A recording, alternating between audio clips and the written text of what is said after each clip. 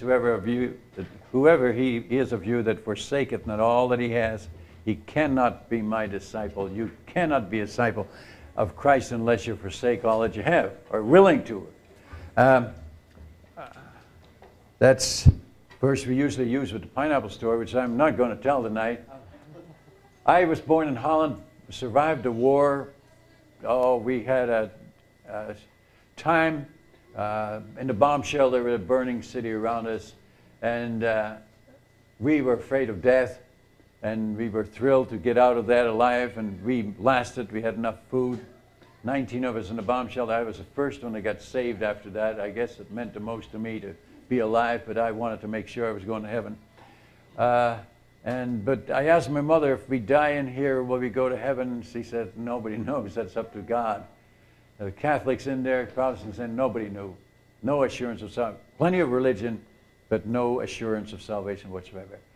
We crossed the Atlantic in 1948 after the war, and the biggest storm, and I thought it was all over again. Someday I'll tell you about that trip. I got to New York Harbor, and I felt this was my consuming goal at 12 years old. How to know how to die right, how to meet God, how to be ready. That's why I learned English. I mean, that's what I learned English for, in order that I could ask somebody in the new world how I could be ready. I thought somebody, America, Canada, everybody knows everything, so they probably could tell me.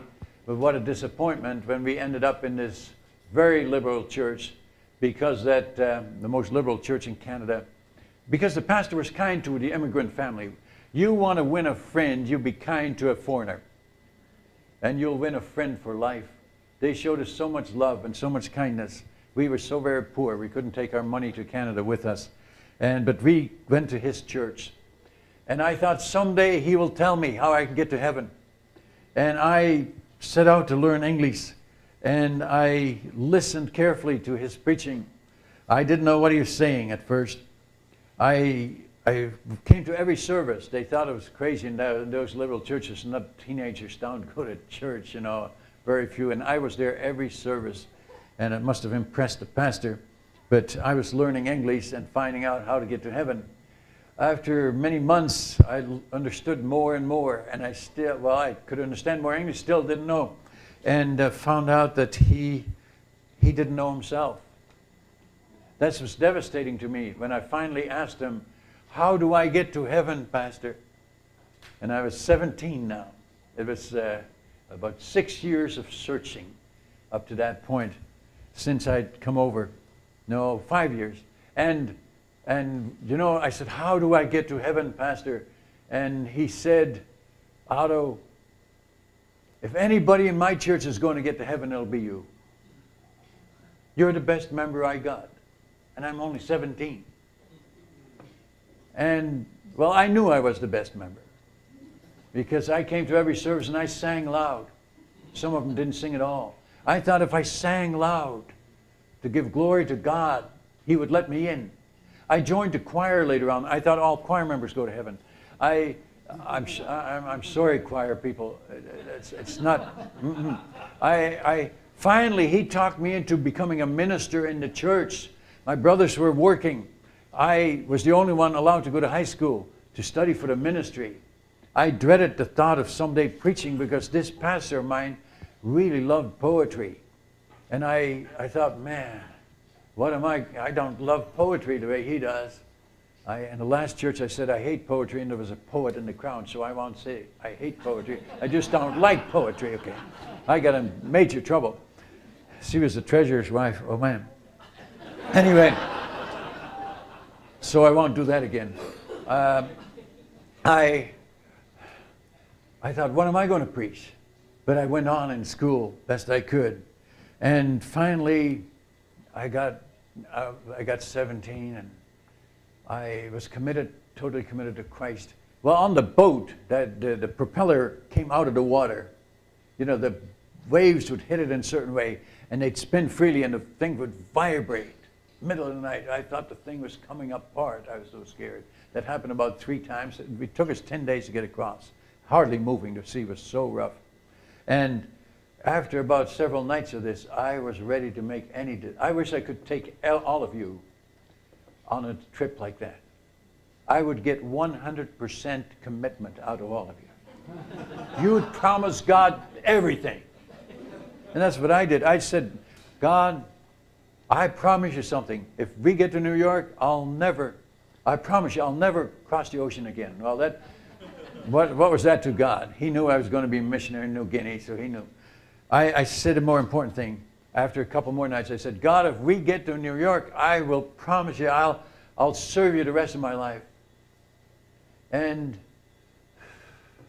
I thought the worst thing God could do to you when you totally commit yourselves to Him, it would be make you a monk in a monastery or something like that. But I was ready for that. I thought anything. I dreaded it, but I thought that's it. As if, there's a fear in man that if you totally surrender to God, it's going to go bad with you. You agree with that? There's something, I think Satan makes us believe that. When we totally commit to God, it's going to be good with us.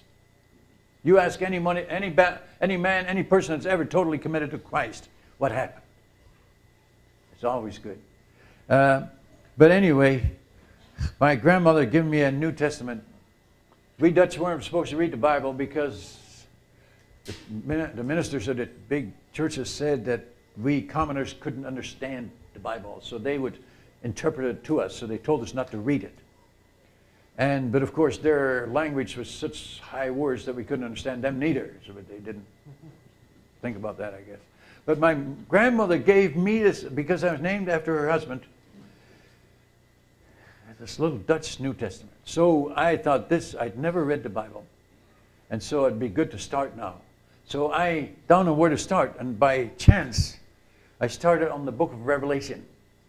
Now, I was afraid before I started to read. But man, when I read that thing, the Bible didn't do anything, so I never read it again. But now I'm in Canada, and this pastor said, if anybody's going to make it, it'll be you. And I was devastated. I'd waited for 5 years learning English to hear this from a minister who should have known. And I thought nobody in the New World knows neither, because my mother had asked a pastor in Holland, he didn't know how to be assurance. So I faced those storms.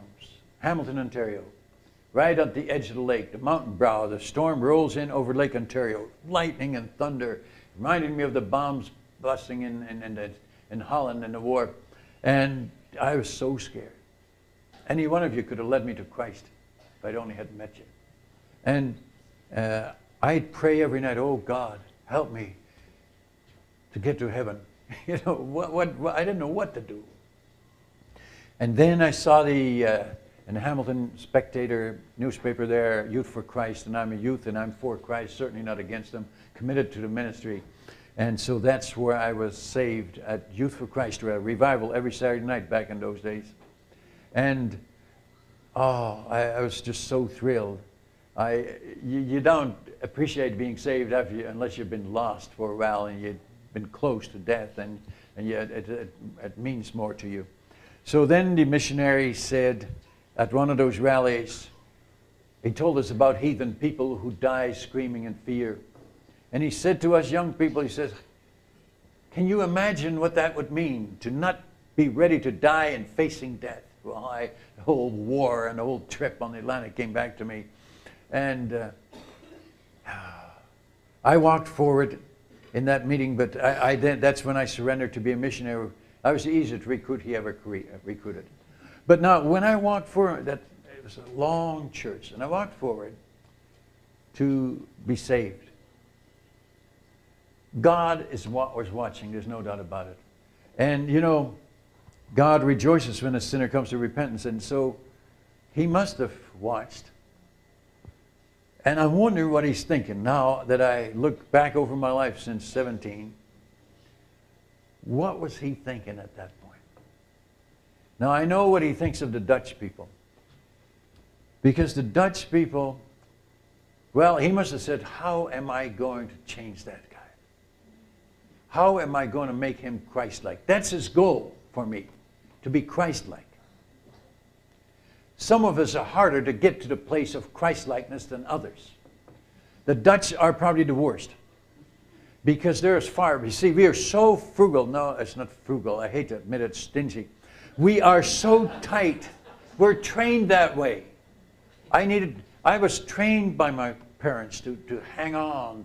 You never get anywhere unless you keep it or to save it. And, I mean, I had to unlearn all this stuff because the whole gospel is let go, give it to others, surrender. That's what he told the rich young ruler. And just hey, give.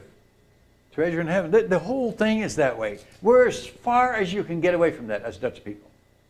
You talk about the heathen New Guinea, it's easier for them to get saved, for God to get them to Christ likeness than us Dutch. We're as far from that ideal that he wants us. Unselfish living. And he probably scratching his head saying, wow, it's going to take some doing. Get this guy, 17 years old, there he goes. Christ-like. What? And then he thinks of all you people, the worst thieves on earth. And he says, I've got a tribe out there. That'll do it. That'll do it. They'll wipe him out until he's got... He says, that's probably why he created it. Because he knew he had to have a place to send a guy like me. Because he wants me Christ-like. Do you agree with that? He'll do anything to get me to that place. That's his goal, whether it's mine or not. Huh? And he probably says to himself, I'm going to make him want to go there. That's God's humor. You know? And I'm studying about New Guinea, and I want to go there so bad. I dream about first thing in the morning, I get up, I'm going to New Guinea, and going to reach a tribe. Last thing at night, I talk about it, tell all the church, and they send me. I want to go back, and God's looking at me. He says, man, look at that. He's wanting to go there so bad, he doesn't know what's going to happen. But I'm going to use that tribe and make him Christ-like. It's going to take the whole tribe. He doesn't know what's in.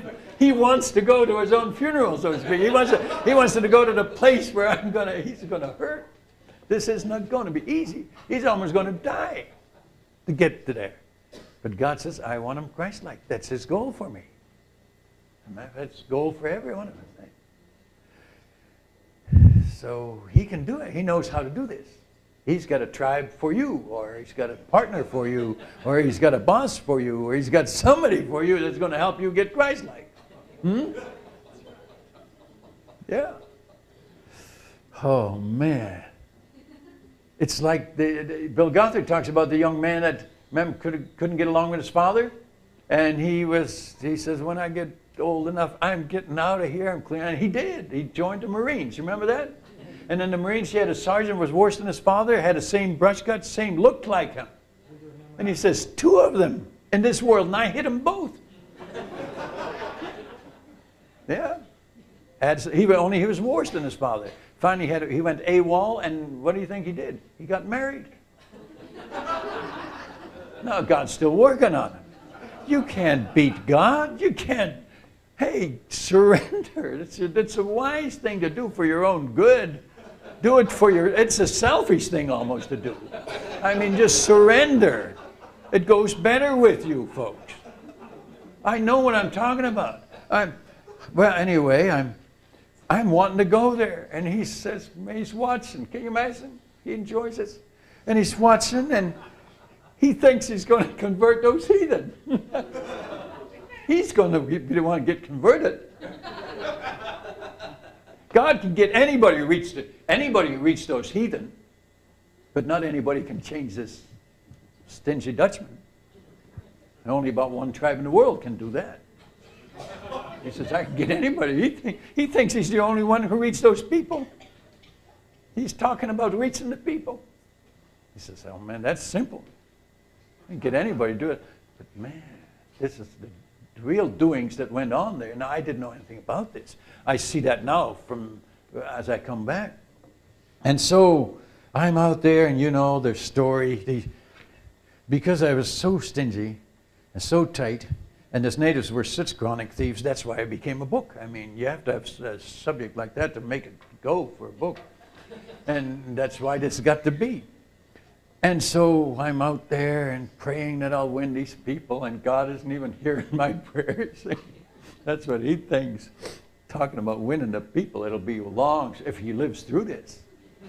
you know. And I'm working on this thing, and you know the story. They stole all the pam, stole everything I had. They stole me blind. And they're stealing me, and I'm crying out to God. I said, God, when you see the thieves coming, I said, God, why don't you send I gave him creative ideas. Send a thunderstorm, hit them with a bolt of lightning, turn them back. I said, God, they're going to steal. I mean, I'm your child. They're taking this stuff. God says, I'm not going to send a bolt of lightning. I love those people too much, you know. And so when I say, oh, God, help take away the thieves, he sends more. Have you ever had that when you prayed something got worse? You say, what in the world? Did God not hear my prayer? Sure, he heard your prayer, but he's working on you. He's allowing it. It gets worse. You know, that people get divorced, they marry somebody else, he's worse. Don't do it. I mean, God keeps working on you, whatever it takes. And so I cry out to him, and I pray, and I said, oh God, this, I mean, the guy's there, he's got my shirt on, and I say, you know, and then he tells me I can't get angry at him. And as if I couldn't tell my own shirt. I mean, I'm the only one wearing clothes, my wife and I, the only ones wearing clothes, and as if everything they wore was ours. I mean, it was incredible. The guy comes with his nose bone in his nose, and it's my ballpoint pen.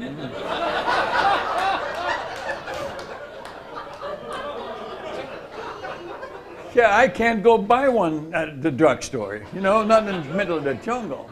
So I pulled the thing right out of his nose. My wife couldn't find her sunglasses, and one guy came in, and nobody can see through them but her, and he came staggering in like a drunk man. And he had his glasses on.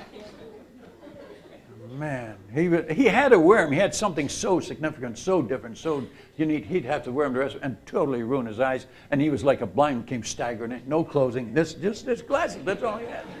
That's all you had. Well, you know, like the guy with the pen, he's got this hole through his nose. He doesn't have a pocket to put it in. So what do you do? I mean, and I'm fighting these guys, and I'm fighting for everything. And I go to the village, visit their homes, and I find stuff I hadn't even missed yet. And I pray to God, God help me, I can't handle these thieves. There's hundreds of them, only one of me. I said, God, how do you expect me to do this? And God says, well, I think you need some more thieves. Sends another tribe, the Kaigar tribe, help out. As if the Awu tribe wasn't enough. And I said, oh man, 2 tribes now stealing our stuff.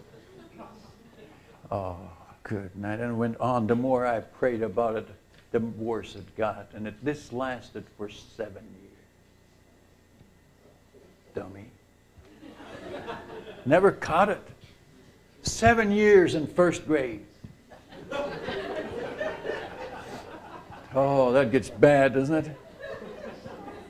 Just about had a nervous breakdown fighting so hard for my stuff. And God's watching and letting it all go. See, man, look, he's hurting himself. The guy insists on hanging on and fighting for his rights. He's destroying his health. He's on tranquilizers now. God's watching it.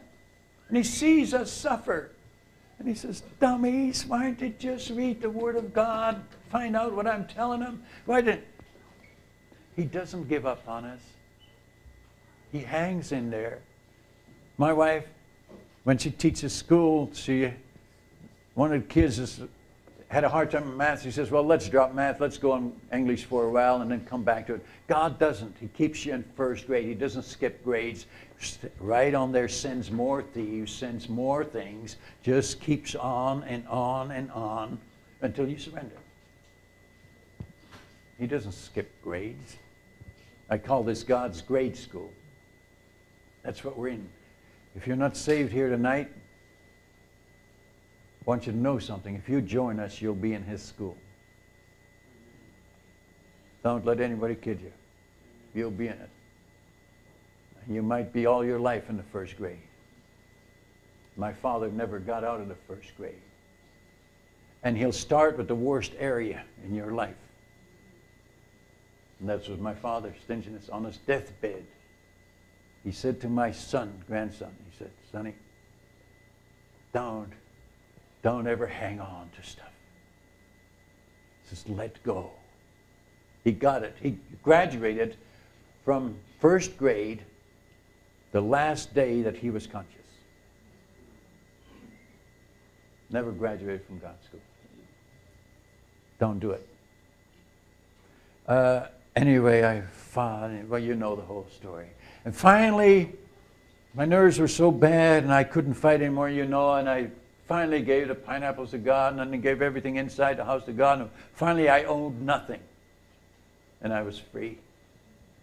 And I said, God, it's all yours. And, we gave it to God in stages. First the fruit, and they didn't steal that. Now they stole all the stuff in the house. We never gave anything to God that we hadn't. We never, we always waited for them to steal it before we gave it to God. Dummies. I mean, the clothes hanging on the line. I mean, I had the red plaid shirt. I was almost going native. I told the Lord so. I only had 2 shirts left. Because they wore them, stole them, and messed them up so bad you couldn't use them again. They never bathed, so they were messed up. And that red shirt went on the line, and I said, God, I want to give you that shirt. Because it's going to hang there all day. It's so humid. And it's going to be gone before it's dry. And I said, God, I'm giving you that red shirt. That's a favorite color. And I said, God, you're going to lose your shirt today.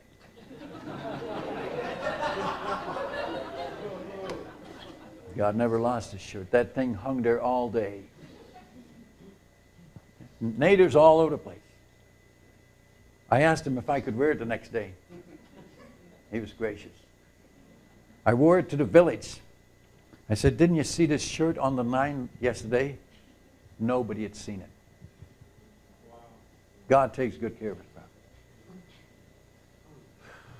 Man, what lessons. So then they stole the silverware, and then my wife got in on it, and she says, that's her domain. Okay, I said, then why don't you give your domain to God? Don't ask me where the spoons are.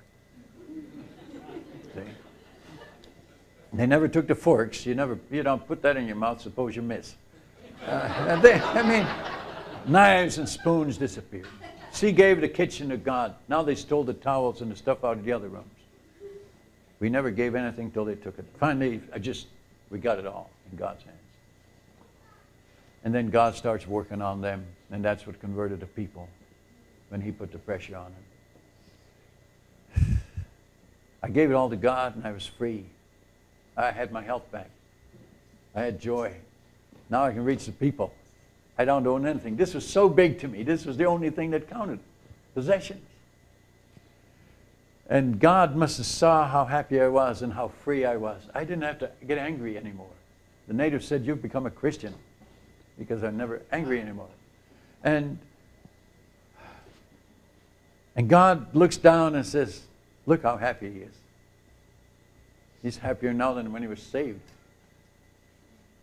Let's let him enjoy it for a while. He says, I hate to do this to him, but he's already 37 years old and he's only passed 1 grade. And if he's going to get through his school, I'm going to have to get at it. Otherwise, he'll never make it. So he let me enjoy this freedom for a couple of weeks, and I was the happiest man. And I thought this was, abundant living. And then he hits me with the next grade. And it was time, the area of time. And they wasted all my time. The guy brought the broken pot. My wife said, can you fix it? I said, I can. We get your new one out. So next day, the guy had found it on the dump, says, go and fix my pot. And I said, look, I didn't fix it for my wife yesterday. I'm not going to fix it for you today. And he says, you're so stingy. I said, man, I was given testimony about overcoming stinginess. I'd given it all away. Don't start with these testimonies too soon. Wait about 15 years. Okay? I mean, if you're Dutch. And now he says you're long-nosed. I said, don't you call me stingy, man. He says, you are. I didn't know you could be stingy more than one way. You're stingy with your time. You fix all your own stuff. You won't fix my pot. You're stingy. Oh, what That really hit me like, man, you mean I haven't overcome stinginess? And I said, look, go, just go. I can't start fixing junk. That's not what I'm here for. I'm here to translate the Bible, which I never did. You know who did it? Don Richardson finally came over. I guess I told you that. And he was mad at me. He says, you only love yourself. And I told you he didn't have a word for love, but he said it in a roundabout way. He said, the only one person you care for. You didn't come here for us. You'd fix my pot. I says, look, I can't start it. Just say this. The missionary loves me. He just hasn't got time to say it. Say it all the way home till you believe it. And he didn't. He told the whole village, turned the whole village against me. Why do we let this stingy white man live here? Why he's messing, all he cares for his own stuff. He wanted to fix my pot. I told him, I said, you're lucky to have a broken pot. Nobody else has one. He turned the whole village against me. They were ready to run me out of town. They're ready to move away. They said, this missionary, he's only living for himself. And these are the people I'm trying to win. I couldn't sleep that night. The Lord seemed to say, how are you going to win him to Christ? You know, here if you turn somebody off, there's another church can pick them up. Isn't that neat? You hope they will. You know, there's many Christians. But when you're the only Christian in the place, you turn them off, that means that guy's going to be lost forever. When you're the only one that can win people to Christ. And that's what God hit me with. How are you going to win him? And I could visualize that man forever lost. And I thought, oh man, it's my fault. And I couldn't sleep. I'm losing all my time now. I won't be any good the next day if I don't get some sleep. So I made a deal with God. I said, God, I'll call him. I'll fix the pot in the morning if you let me sleep the rest of the night. I woke up the next morning. God hit me with it. Go call the guy. I sent somebody. Bring him back. This guy's confused. Yesterday I scolded him, told him to get that pot out of here, leave. Now I beg him to bring the thing back. Unpredictable white man. They judged the whole white race by my behavior. I'm sorry about that. And I'm making him stand there to see that it just could, I mean, it took some doing to get that one, it was a one-handled thing, saucepan type thing, to get that bit of bracket on, drill some new holes, try to get it. Man, and I'm working at this thing, and he's confused, wondering what changed me. I thought he was going to say, you become a Christian again. And my wife comes by. Now I had another problem. You'll do it for them, you won't do it for me. I said, hey, don't make this any worse. You slept last night over this crazy pot. So, guy went home. Well, she went out. Well, she says, I'm glad you're listening to God. Nice thing to say to your husband. She was happy, and the guy was happy with his pot. My wife would have liked to have had it now. She says, the old one was better than the new one. You know how they... And I was happy. I put his name on my prayer list. I'm one up on him now. I told him, look, I've done this for you. I want you to do something for me. He says, what's that? I said, I want you to come to church, bring your whole family, sit still, listen. I thought I might as well get some mileage out of all this time I put in at night, awake and fixing this crazy. He didn't promise me he'd come, but he did show up from then on. Next morning, I'm sitting in my office again. There's a whole row of guys. Broken machete handles, broken pots, broken harmonicas, broken shovels. Handles, they could burn the shovel out, but he couldn't cut the rivets. Now I'm cutting rivets. I didn't dare not do it because I don't want to go through another night like that and have God show me their face burning in hell. I mean,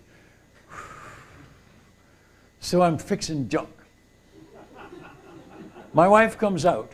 She says, what are you doing? I says, I'm fixing junk. She says, is that what you came out here for? I said, I guess so.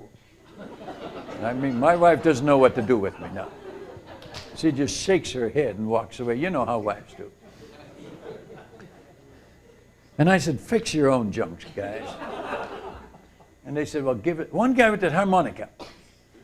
You know, there's... rusted. He hadn't stolen it from me. I never owned one. I don't know where he got it. But it was so rusted, it was totally. I said, man, that thing is no, the covers had come off. He says, fix my Toto for me. I said, your Toto is no good, throw it away. I'll work in my pineapple garden, read it for me, and I'll get you a new one someday that really goes, that really plays. He says, well, this one really plays to him. I said, no, it doesn't. He says, yes, it does. He puts it to his mouth. He puts all his might, blows in it, one note squeaked. I think God rigged it that way. So I fixed it. I can't believe, I'm fixing stuff worth absolutely nothing. Shovels so bad they curled up on the ends. They were split in the middle. They could burn the broken stick out, but they couldn't get the rivets. My hacksaw. I'm sitting there cutting rivets out of these shovels. I says, oh man, I'm glad the rest of the missionaries don't see me now doing this job. I'm glad the home churches will never know about this.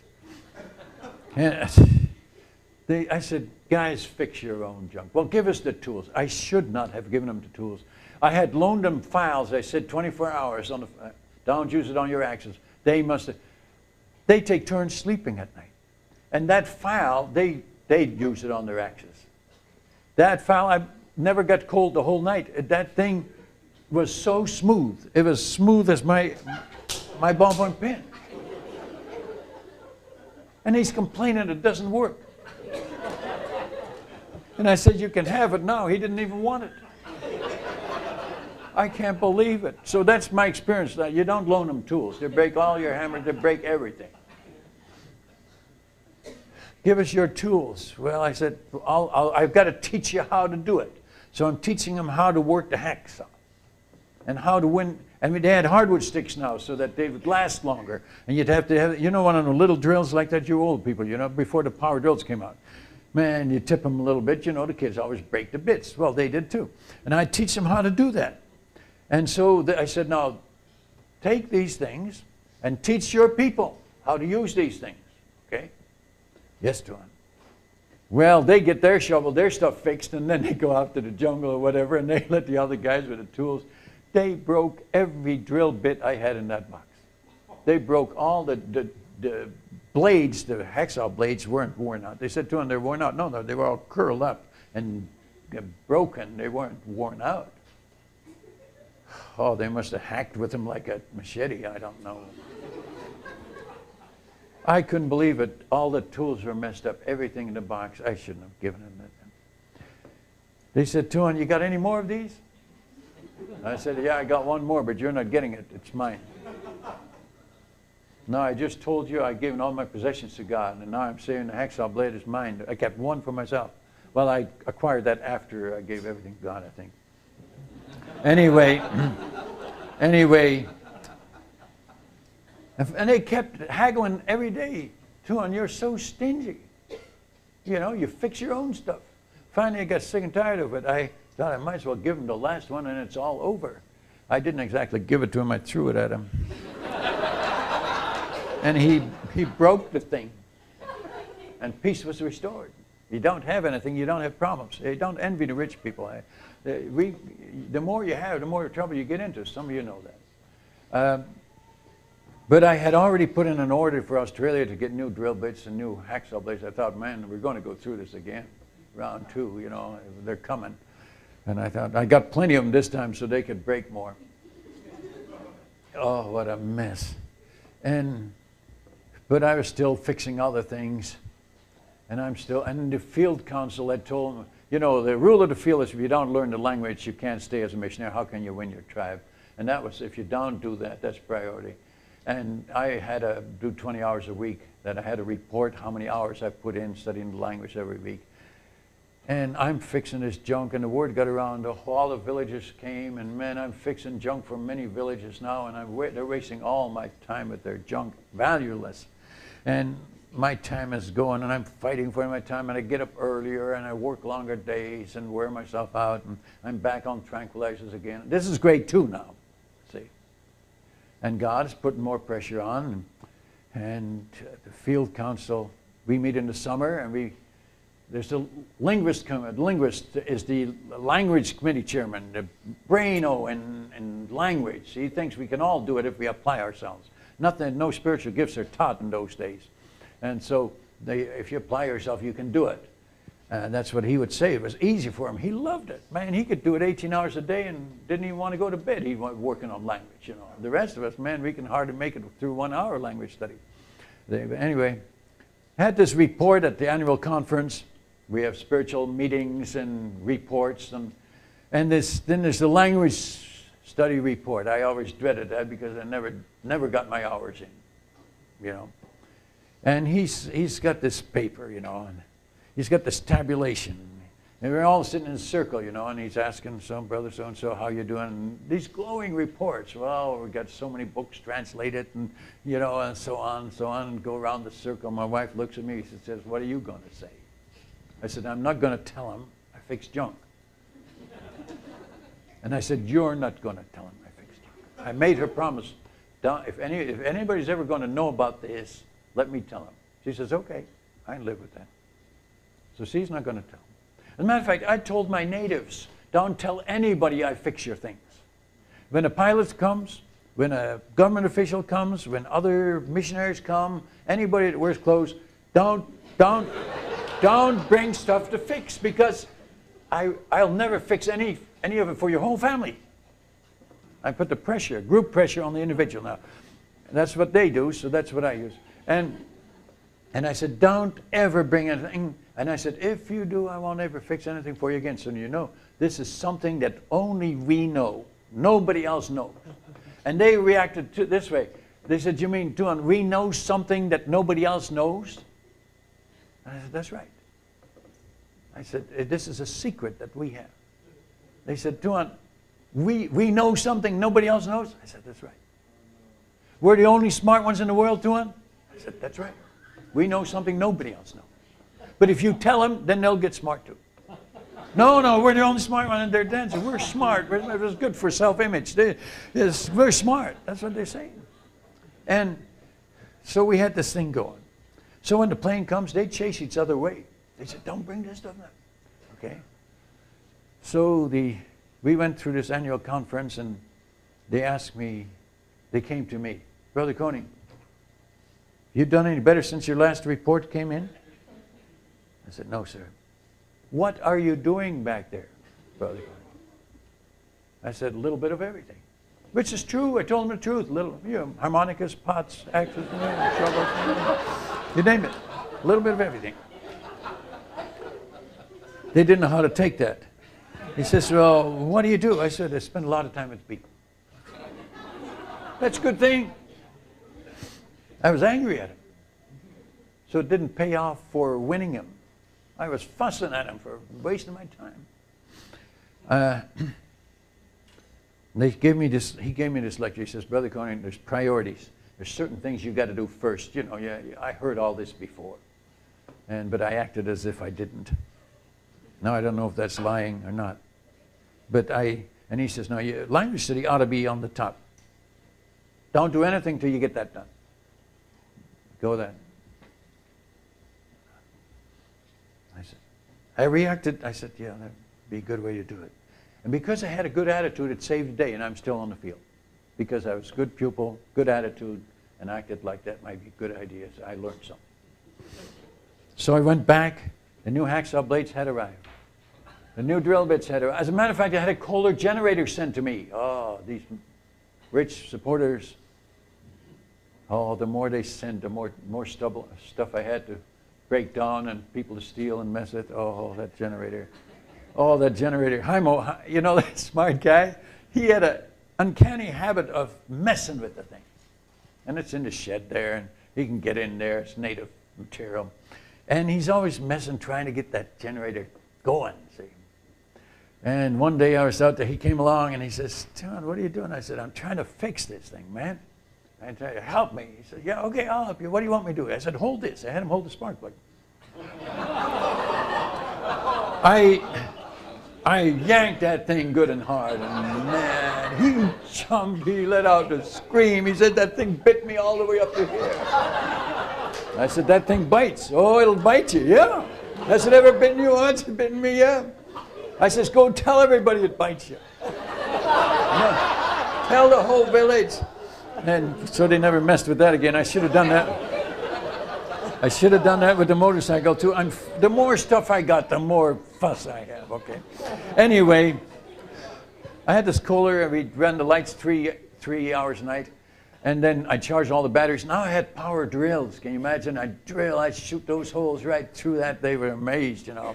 And I could do it faster now, okay? To solve the problem so I could study language in the afternoon and do all, because more and more people kept coming. And I had a power sander now running off battery, and man, I'm really going at this thing, and I'm getting it done. But I can just see God now in heaven. He's looking down. He's sending more people to waste my time. He wants me to surrender my time to him. I'm fussing and fighting for my rights in the area of time. And I'm in second grade, and he says, man, he's just like that first grade. He's still going at it. How long is this grade going to take, you know? And so I said, oh, God, they're wasting my time, you know. Help. Stop them from coming, you know. And he doesn't hear the prayer. He sends more. Now other villages are coming with junk. Oh, man. And it got worse. Anyway, I wasn't getting my language study, so I'm sitting in this circle, and he's asking everybody how they're doing the language, and I said, I'm not doing very good, and doing a little bit of everything, and he gave me the list, and we got back. It got worse. Now God sees I'm trying to solve this problem by getting power tools, okay? So what does he do? He says, I've got to compensate. I've got to give him more work because he's doing it faster. You know, I'm crying out to him and saying, help me to save time. And now the Kaigar tribe, I don't even understand those guys. They came with junk. Only they come with large groups because they're not going to get caught in another tribe just by themselves and get killed. They come with a lot of people. They bring all their arrows and all their spears with them, and our people kind of withdraw into the jungle. Now the Kaigar run the whole. They eat all the food of the people. My wife's so busy at the clinic. Oh, man, she's overworked. And I've got all this junk to fix. And I can't even understand these guys to witness to them. But some of them knew a little Indonesian. And I talked to him. I said, what do you want? He says, fix our junk, Tuan. And I don't want not to do it lest I couldn't sleep again that night. And I thought, man, does God want me to fix their junk too? I said, look, the Catholic priest lives on the other end of your area. Why don't you get him to fix your junk? And they said, he doesn't have any tools, Tuan. Smart guy. Huh? Smart guy. Now, 2 tribes. And then the Yahai came. Now, the Yahai tribe was taller than the Yasam. They were nearer the government, the source of supplies, the government. They had more stuff than anybody. And they come. Because nobody there in those stores are fixing anything, so they come. I mean, it was unbelievable. I knew there was another tribe, the Asari tribe, and I thought there'd probably be next to be 4th one. But God felt it was enough with 3 tribes. It got to me. And I'm working extra hours. I got the generator on at night to study language. I'm trying to fix junk in the daytime. In other words, God compensates. You try to solve your own problem, he compensates, and the problem gets bigger so that your solving won't do any good. And finally, I'm broken. I'm on tranquilizers again. I'm so glad after the pineapple story, I kept some. I was going to throw them away. But I thought, you know, just in case. And now I'm so glad I kept them because I needed them bad. My nerves are so bad again. And I'm on tranquilizers, and my wife is on tranquilizers. We're both fighting. She'd taken up an offense, you know, for me. And finally, I just fell on my knees one morning. I said, God, I can't do it anymore. What do you want me to do? Do you want me to study language like the field committee tells me to do? Or do you want me to fix the junk like what it seems you're telling me to do? I'm not big enough to do both. I'm wearing myself out. I'm messed up, God. I can't go on. What are you trying to say? Now, when we're pleading with God, he can't get a word in edgewise. When you're so worn out that you can't plead with him anymore, then he can talk to you. Okay? So give him some time to see what he wants. Why is he allowing this? Why isn't he answering our prayer? And so I said, what are you saying to me, God? And then he answered it with a question that came right in my mind.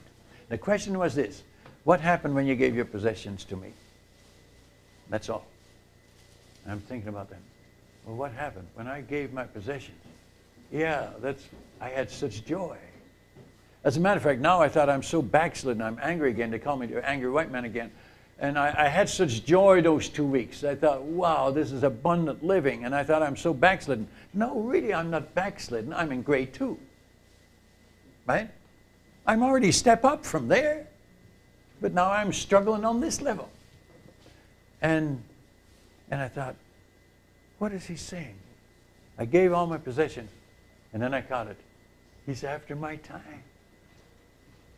And as soon as I gave my time to God, I said, God, I'm giving you my time. If you want me to fix junk the rest of my life, okay. I'm going to do it with a happy heart. That's all the difference. And when I came out, I said, God, you're going to have to deal with this field committee on this language thing, because if I'm going to fix junk, I won't have time to do language. And I'm not good language anyway. God never intended me to win them with language. He intended me to win them with fixing junk. With a happy heart. With the right attitude. And I didn't know that. I thought the conventional way is language and do it that way and preach them and reach them in that way. Not always true. And so I gave my time to God, came out next morning, smiled at the guys with the junk standing there, stuff to fix. And I smiled and I said, hey guys, what do you got to do? Let's do it. Let's do it together. And I smiled and they looked at me, just stood there staring at me. And I thought they were going to say, you become a Christian again. And they said, Tuan, what happened to you? After about 3 days, they said, Tuan, what happened to you? And I don't know what, I forgot what I answered, but I said, hey, because I'm doing it with a happy heart, and now I'm learning language, and now they're teaching me and talking to me, and now I'm telling them about Christ as we're working fixing the junk. And it was meaningful to them because I'm doing it for them. And it was tremendous. And we go on like that, and more people came, and everybody now is indebted. And I always told them, now you do something for me, come to church, sit still, listen, and so on. I thought I might as well get some mileage out of this. We don't need to do this. I'm telling you these stories. Not everything I did was wrong, okay? So don't do what I did. But I'll show you how God overruled and made it right. And everybody's indebted to me now. From all the villages. I've done something for all of them. I would always say, you know, if you don't come to church, I might never fix something for you next time. You know, give them something to think about on the way home. And so the churches were full. All the villages, the churches were full. Everybody was indebted to me. It's an interesting way of winning people to Christ. Have them all indebted to you so they'll want to do something for you. So one guy, I was fixing a rocking chair for my wife, and he's at my window. They're always looking in the windows. And he says, Stuart, why don't you let me come in and help you fix the chair? I'm trying to hold these sticks, these wooden sticks, and try to put glue on them and wire around them, trying to fix it. We had a little child. And my wife says, oh, it'd be nice to have that thing fixed. And he says, why don't you let me help you fix your chair? I said, that'd be great. Come on in. And I got him in. He helped me hold it. I said, hold it tight, and glue and wire it, and got it all done. And I said, name it, man. What do you want for your work? He says, nothing, Tuan. I said, you don't want paid? No. I couldn't hardly believe it. This had never happened before. I said, why don't you want paid? He says, because you fix my shovel, I fix your chair. Something was happening. And so this went on, but field council came again the next year. And my language study was going to zeros. But, you know, before that next field council, a couple of months before, they sent out this missionary to check up on me. There was no reason for him coming. He was the field council member nearest our area, big guy, coming to check up on me. And he was big, and that makes him really big, and the people are short. Oh, he's a clown, this guy. He had false teeth.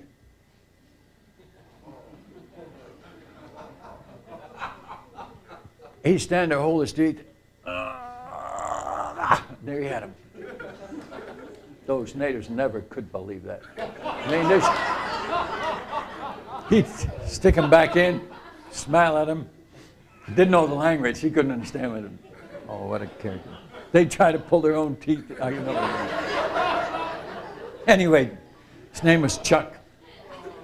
Gift of mercy, big guy. He hated his job, check up on me because he hoped that I'd really gotten it on the ball because he's got the gift of mercy. He got off the plane, all the people were there. Chuck came right to the job. He was going to stay the weekend. It was on a Saturday. Okay, before he came, I've got these preacher boys now. This was after the pineapple story. I got some church, some Christians. I'm teaching the preacher. I said, tomorrow, no, this was Saturday morning. At noon today, the plane's going to come, and the chief of the Tuans is going to come to check up on us. Now, I want you to preach good tomorrow morning. I mean, I'm about ready to be sent home. I've got to have something to show that I'm doing something right. So I said, preach. I said, I included them. He's really come and check up on me, but since we have the secret going between all of us, I included them. And so I told our best preacher boy, you preach at our boy tomorrow. And he said, oh. I said, you can do it. I said, he won't understand a thing. Don't be nervous. He says, but I'll forget the thing you taught us today. They can't read. I said, preach your favorite story. Preach the one that they do every week when they forget the rest of the new one. You know, they're good at that one because they do it every week. And I said, just for one time, you preach your favorite parable. And I named it. I knew what each one's favorite ones was in the class. You know, this one guy was parable of the 10 virgins. Oh, man. I was in another village preaching, and my wife was there at the church locally, and he's preaching about Jesus and this big, great, big wedding they were having. And Jesus, he came all of a sudden, got married to these 10 virgins. And he said they had all the trumpets blowing and all the lights burning. It was a great, big wedding. And I mean, that's even big for polygamists.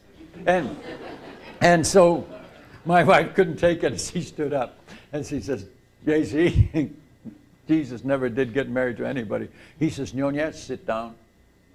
No women gets to talk in this here church. But she was fit to be tired when I got home that night. She says, you better quit. That's the only time she ever said, you better quit. Anyway, I said, you can preach your favorite story. And I said, preach it loud. And I said, preach it twice. We want to know the difference. Preach it 3 times. Just preach it.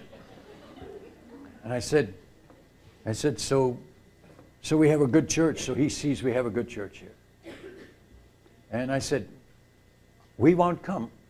I will hold them back from coming to church. Save us a seat on the front side, front of men's side here, for 2 of us. And I said, I'll hold them back. And you tell all the people to say amen. Now, they don't say amen. They say hiya. It is true. And tell them to sit on the edge of their seat and talk back and listen and ask questions and say hiya, amen, and just get into it with you, okay? Tell them that we're trying to impress this big Tuan because he's checking up to see what we're doing here. And we want to do good here. And now they're all indebted to me and they're anxious to please me because they need their junk fixed. All right, so, and then I got the best guy out of the 10. Oh, none of them could sing. They moan and groan. But the one guy could sing a bit better. And I said, you lead the singing. And said, do the same thing. You tell them all to sing as loud as they ever sang before. And I mean, let's put on a good show. I said, this Tuan is coming to check up on us. And he says, oh, I won't know what to say. I said, I'll call out the new song when you're done with the last one. I'll start it out. And you get with me. And I said, you beat your arm like this. And you know, about every 4th note, he was right on the beat. And I mean, he swung his arm and he had him singing.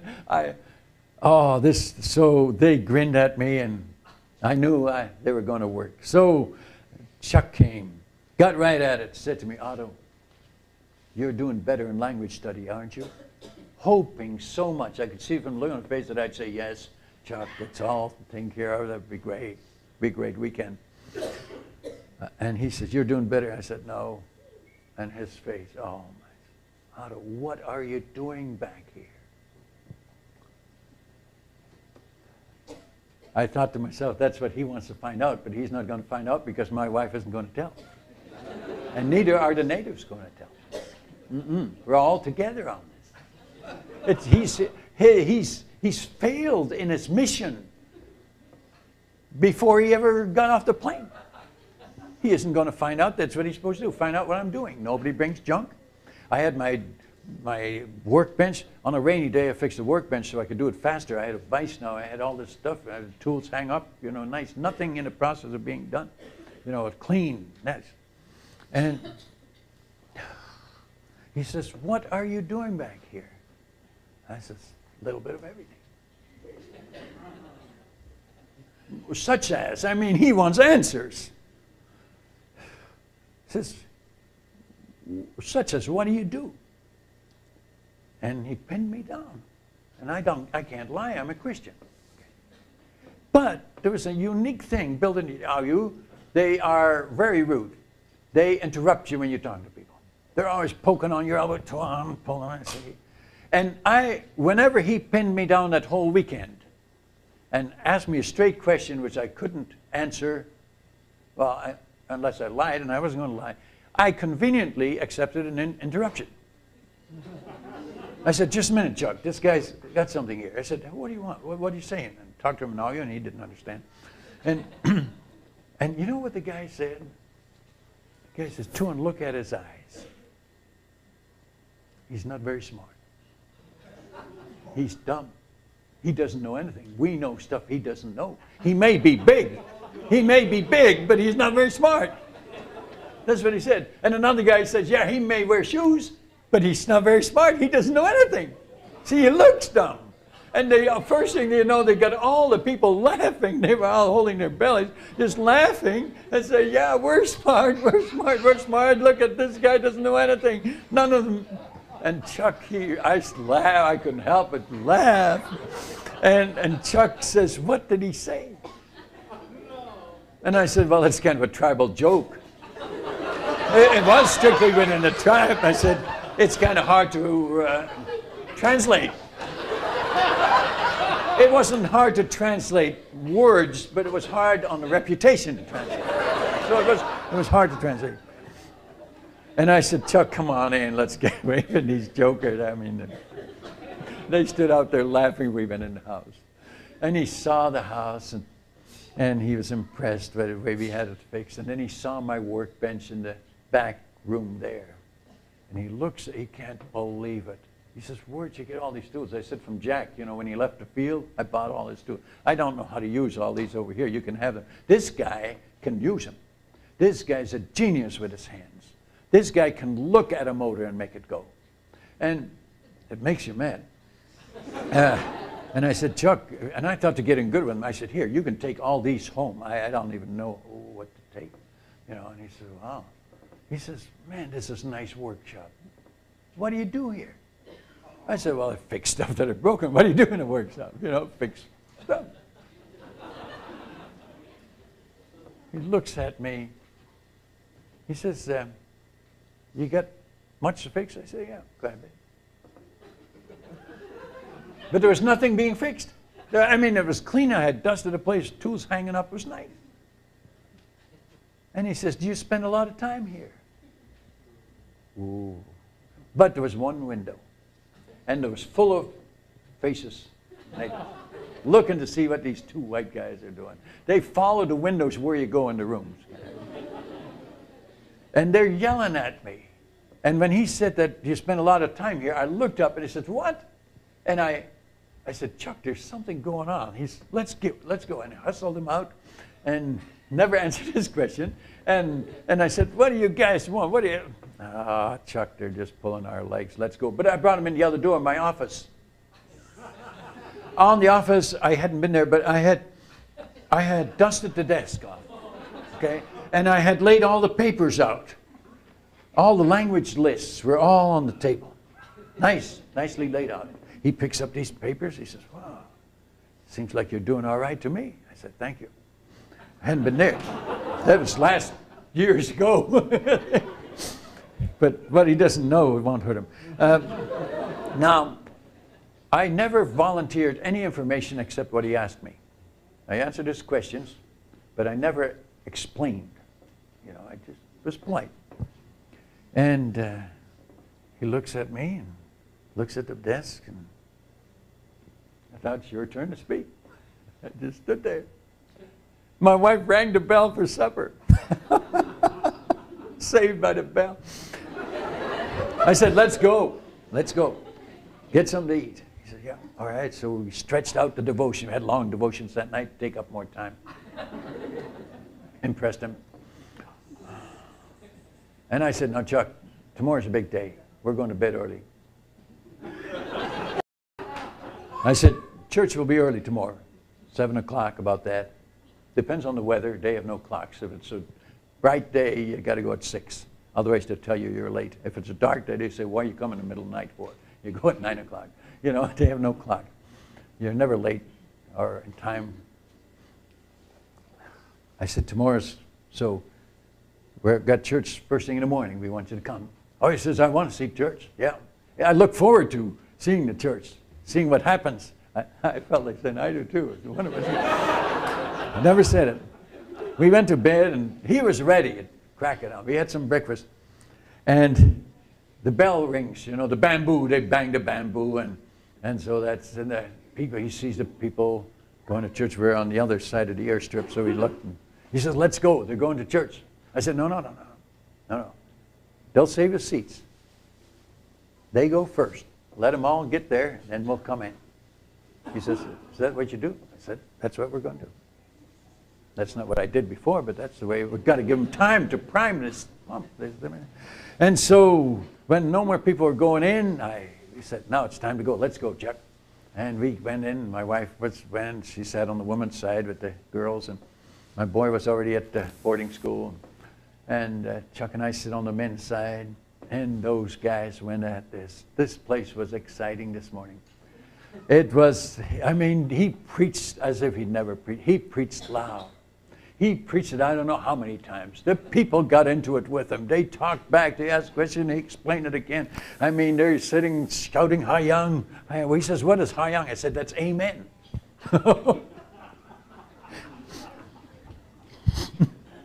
I couldn't believe it. How good a church can work, you know, when you have motivation.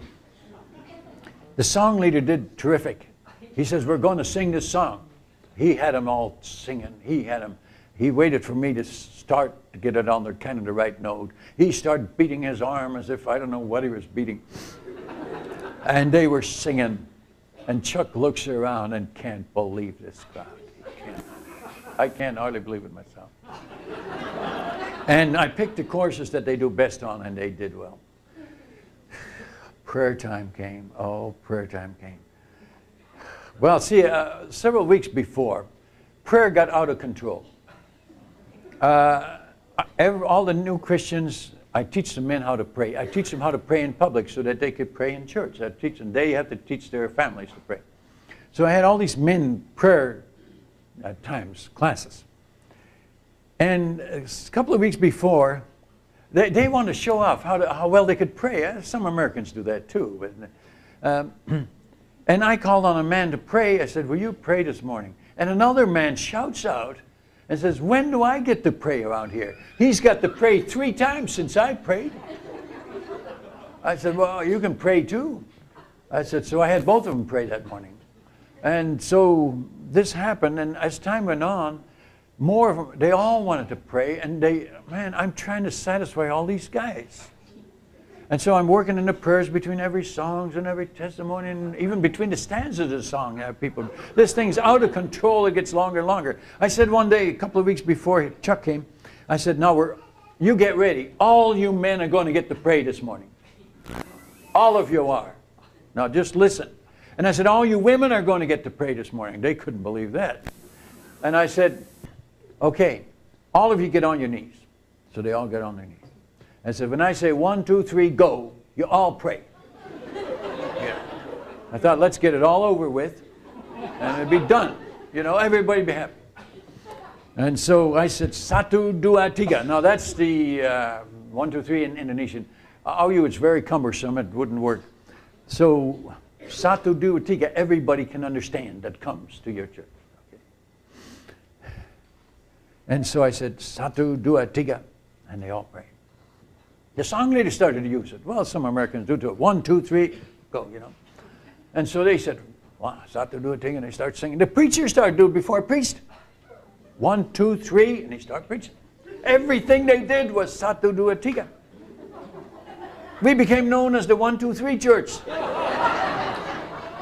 I mean, they just kept doing it. They're probably doing it for daily devotions, probably saying, I mean, they're preparing God. They're going to start talking to him. I mean, and I thought, should I do something about this? And then I thought, no, I won't. This is their way. God probably enjoys it too, because he's got all these boring services, church services to listen to, and he's got something different here. Probably likes a change.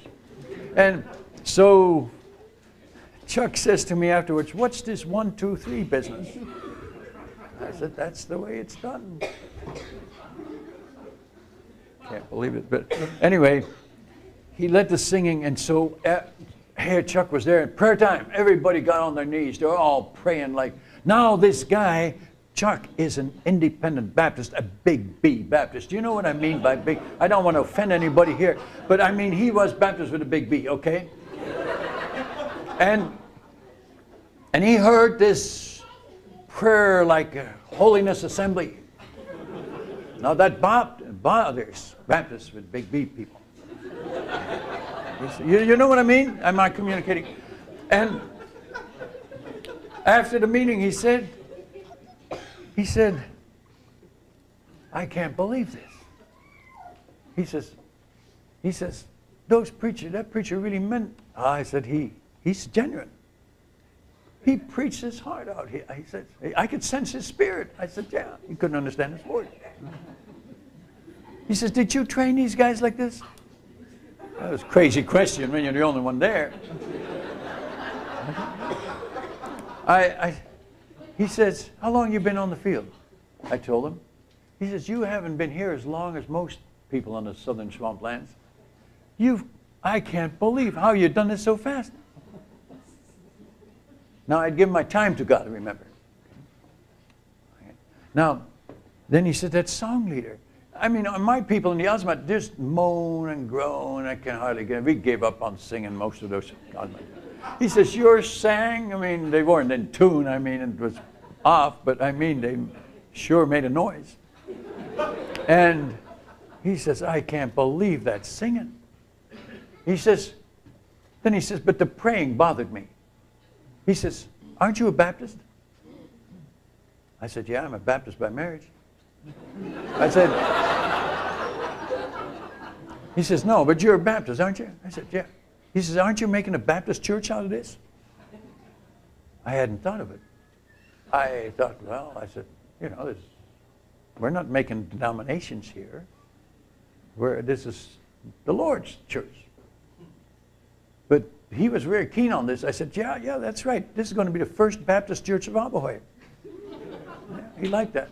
But he started grinning a bit. He says it sounded more like a holiness, charismatic. I don't know what all he said. I got to be careful here. I don't know what you are. But anyway, you understand what I mean. It sounded more like something else except independent Baptist. And I said, Chuck, I never realized that would offend you. I said, Chuck, look, they all want to pray, okay? They're getting longer and longer. Now we have them all pray at once, get it over with. We had to do it. It's the only way to solve this problem. He says, you mean your people want to pray? I said, well, you heard them. He says, you mean you got people want to pray? I said, well, they do want to pray. They all want to be heard. He says, I can't believe this. I can't get one man to pray. They just mumble a little bit. Nobody can understand him. He says, how did you do it this fast? He says, you're 5 years. No, he says, you're more like 10 years ahead of all the other missionaries in swamplands. And I had given my time to God about 3 months before this. When I came to the end of my road and I gave my time to God and I started fixing junk with a happy heart, and I never connected the two. I'd given my time away and God multiplied my time. And the guy says, I'm 10 years ahead of the other church.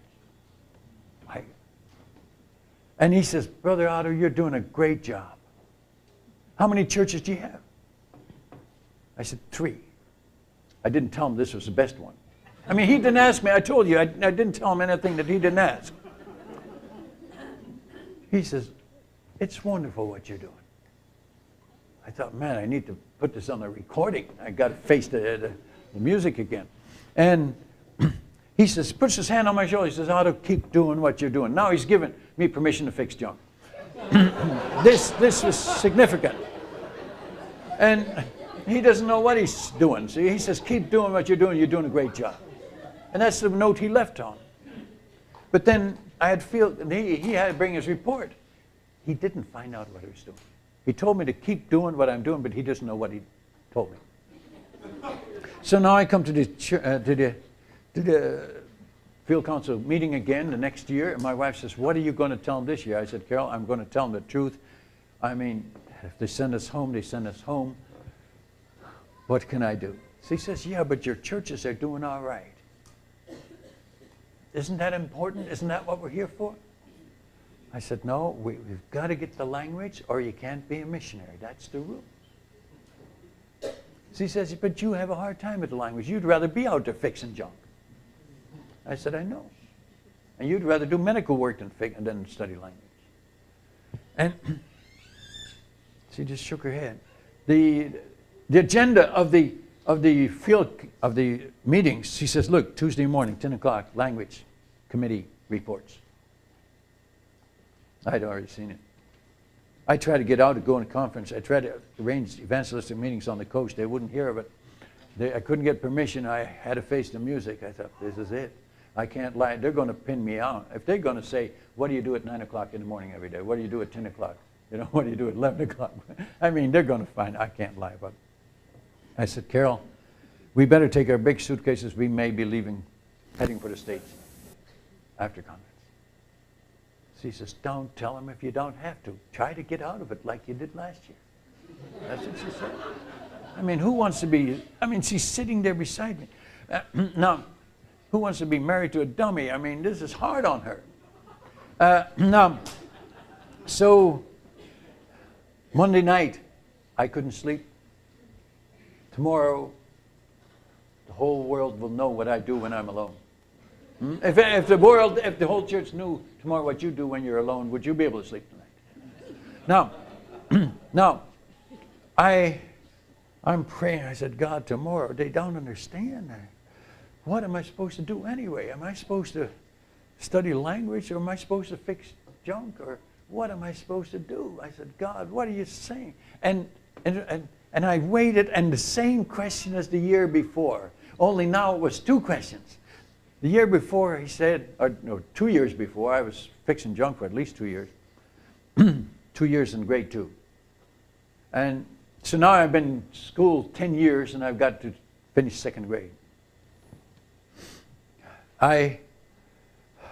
He said, what happened when you gave your possessions? I said, God, you blessed everything I ever gave you. Second question popped right in my mind. What happened when you gave your time? And then I saw it. I said, God, I can't believe it. Chuck said I'm 10 years ahead of all the churches. And I gave my time to you only about 3 months ago. And I'm 10 years ahead in 3 months. Can't believe it. And I was amazed. And that's what all was to it. And I laid there thinking about it. And I thought, tomorrow, what's that got to do with tomorrow's problem? And then I caught it. It's my reputation. Tomorrow I'm losing my reputation. I'm going to be sent home. And everybody knows what the real Otto Koning is really all about. And I'm concerned what they think about me. And I said, God, you can have my reputation too. You got my time and possession. And every time I laid something down, I thought, now God can use me to reach the people. I didn't know there was 5 more grades coming after this. And I don't know how long you can stay tonight, but it's going to take a while to get through all these grades. Yeah, look at your watch.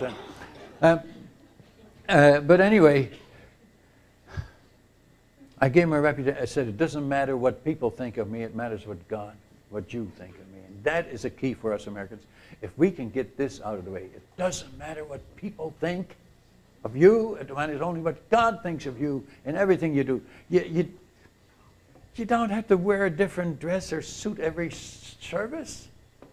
You wear the same clothes every time. Doesn't matter what people think. God is not impressed. Well, wash them sometime. I mean, but I mean, it doesn't matter how much clothes you got or what you got. You can just, hey, look as nice as you can. I think when we go to church, we ought to look as nice as we can. I mean, you do it. If the Queen of England came here, you'd look nice. But it makes life so much easier when you get your reputation on the altar, give it to God. Say, God, it doesn't matter it's only what you think of me that counts. Get that on the altar. It makes life so much simpler. Get your time on the altar too. It makes it simpler. And your possessions, it makes, you'll enjoy life so much more. So I said, God, it doesn't matter what people think of me. And that freed me up and I could sleep the rest of the night. My wife was on breakfast duty. I didn't have a chance to tell her about us giving the time and God multiplying the time. I wanted to tell her that so bad, but she was off. And the first time I really had a chance to talk to her was in that meeting. She sat beside me. The guy is there, the same guy, still head of the language committee with his tabulation. I never liked this guy. And my wife's turning red already prematurely, and we hadn't even started the meeting. I mean, this was showdown time. And she says, don't tell him if you don't have to. I says, honey, I'm not going to lie about it. But I'm not worried. I'm sitting there smiling. And she looks at me, and that threw her. She grabs my pulse. She says, you feeling all right? See, I thought she was going to put her hand on my brow. See if I was running. See, she knew that I'd been under pressure a great deal, and I was on tranquilizers. She thought one of these days my husband's going to crack, and she thought it happened. Because I'm sitting smiling in this very serious meeting where I'm going to get thrown out. I mean, she said, are you sure you're feeling all right? I said, yeah, I feel fine. I'll tell you afterwards. And she's worried sick, and I'm smiling. I'd give my reputation. I have nothing to lose. When you give your possessions to God, you can't lose anything. You don't have to worry about anything. You don't have to insure anything. It's God's. He's free to give and take.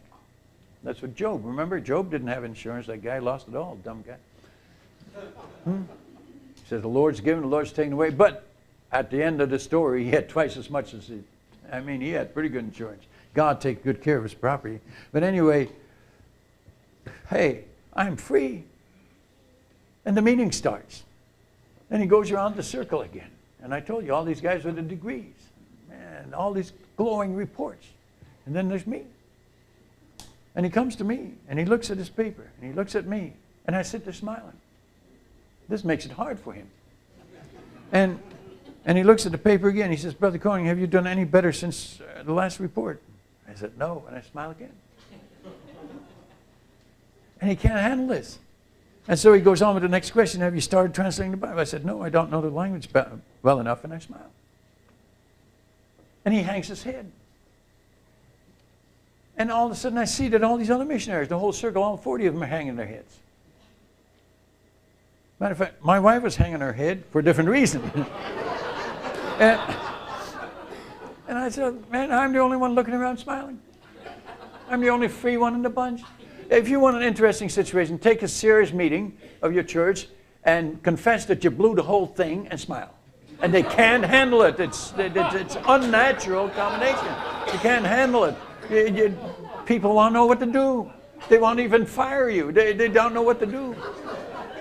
Oh man, it's such an interesting thing, but it's unnatural. Okay, so I'm sitting there smiling, and they're all hanging their heads, and all of a sudden Chuck jumps to his feet, the missionary that came to check him. He says, just a minute, folks, before we say anything to Koning. I think we've got to be very careful what we say to them. You ought to see those churches. He only seen one. He says, you ought to see those churches. I said, there's a lot of things we can learn from Brother Koning. He says, you ought to hear those preachers preach. You ought to hear the singing. You ought to hear the praying. He says, he's 10 years ahead of the rest of us. And he hasn't been on the fields long. He says, I think we better be very careful what we say to the Konings. And then he said something like that. I was there. I went, and then he said, I went there to find out what he's doing. He shouldn't have said that. He got himself in trouble. He says, but I didn't, oh man, the poor guy, I felt sorry for him. He says, I didn't find out what he's doing. He says, I said, oh man, I want to encourage the guy. He's helping me out. But you know, he says, I don't know what he's doing, but I know this. He's doing it. He sat down. And people looked around. Said, the leader with his paper said, Brother Koning, what are you doing back there? And I said, well, the things were going my way now. I said, well, a little bit of everything. Spend a lot of time with people. Well, it's obvious, he says. It's obvious. If you're winning them like that. Brother Koning, this is a good report we hear of you. Keep doing what you're doing. The whole conference gave me permission to fix junk. They still don't know it. Don't you tell them. They still don't know. Right? One day I'm going to have an audience like this and one of these missionaries is going to be there. Oh, well. I don't know what I'll do then. It'll be another problem. Anyway, or somebody get the tape. You're videotaping this. Oh, brother. Anyway, I got out of it. Keep doing what you're doing. A man stood up and said, you know, Mr. Chairman, tomorrow afternoon is our session on methods of missions. Why don't we let Brother Koning teach us? Now I'm their teacher. And I'm reminded of what Jesus said. He that humbles himself, he that exalts himself shall be abased, and he that humbles himself shall be exalted. And I'm the teacher now. I gave my reputation away. I'm the teacher. I don't even want to be the teacher. I don't have anything to teach.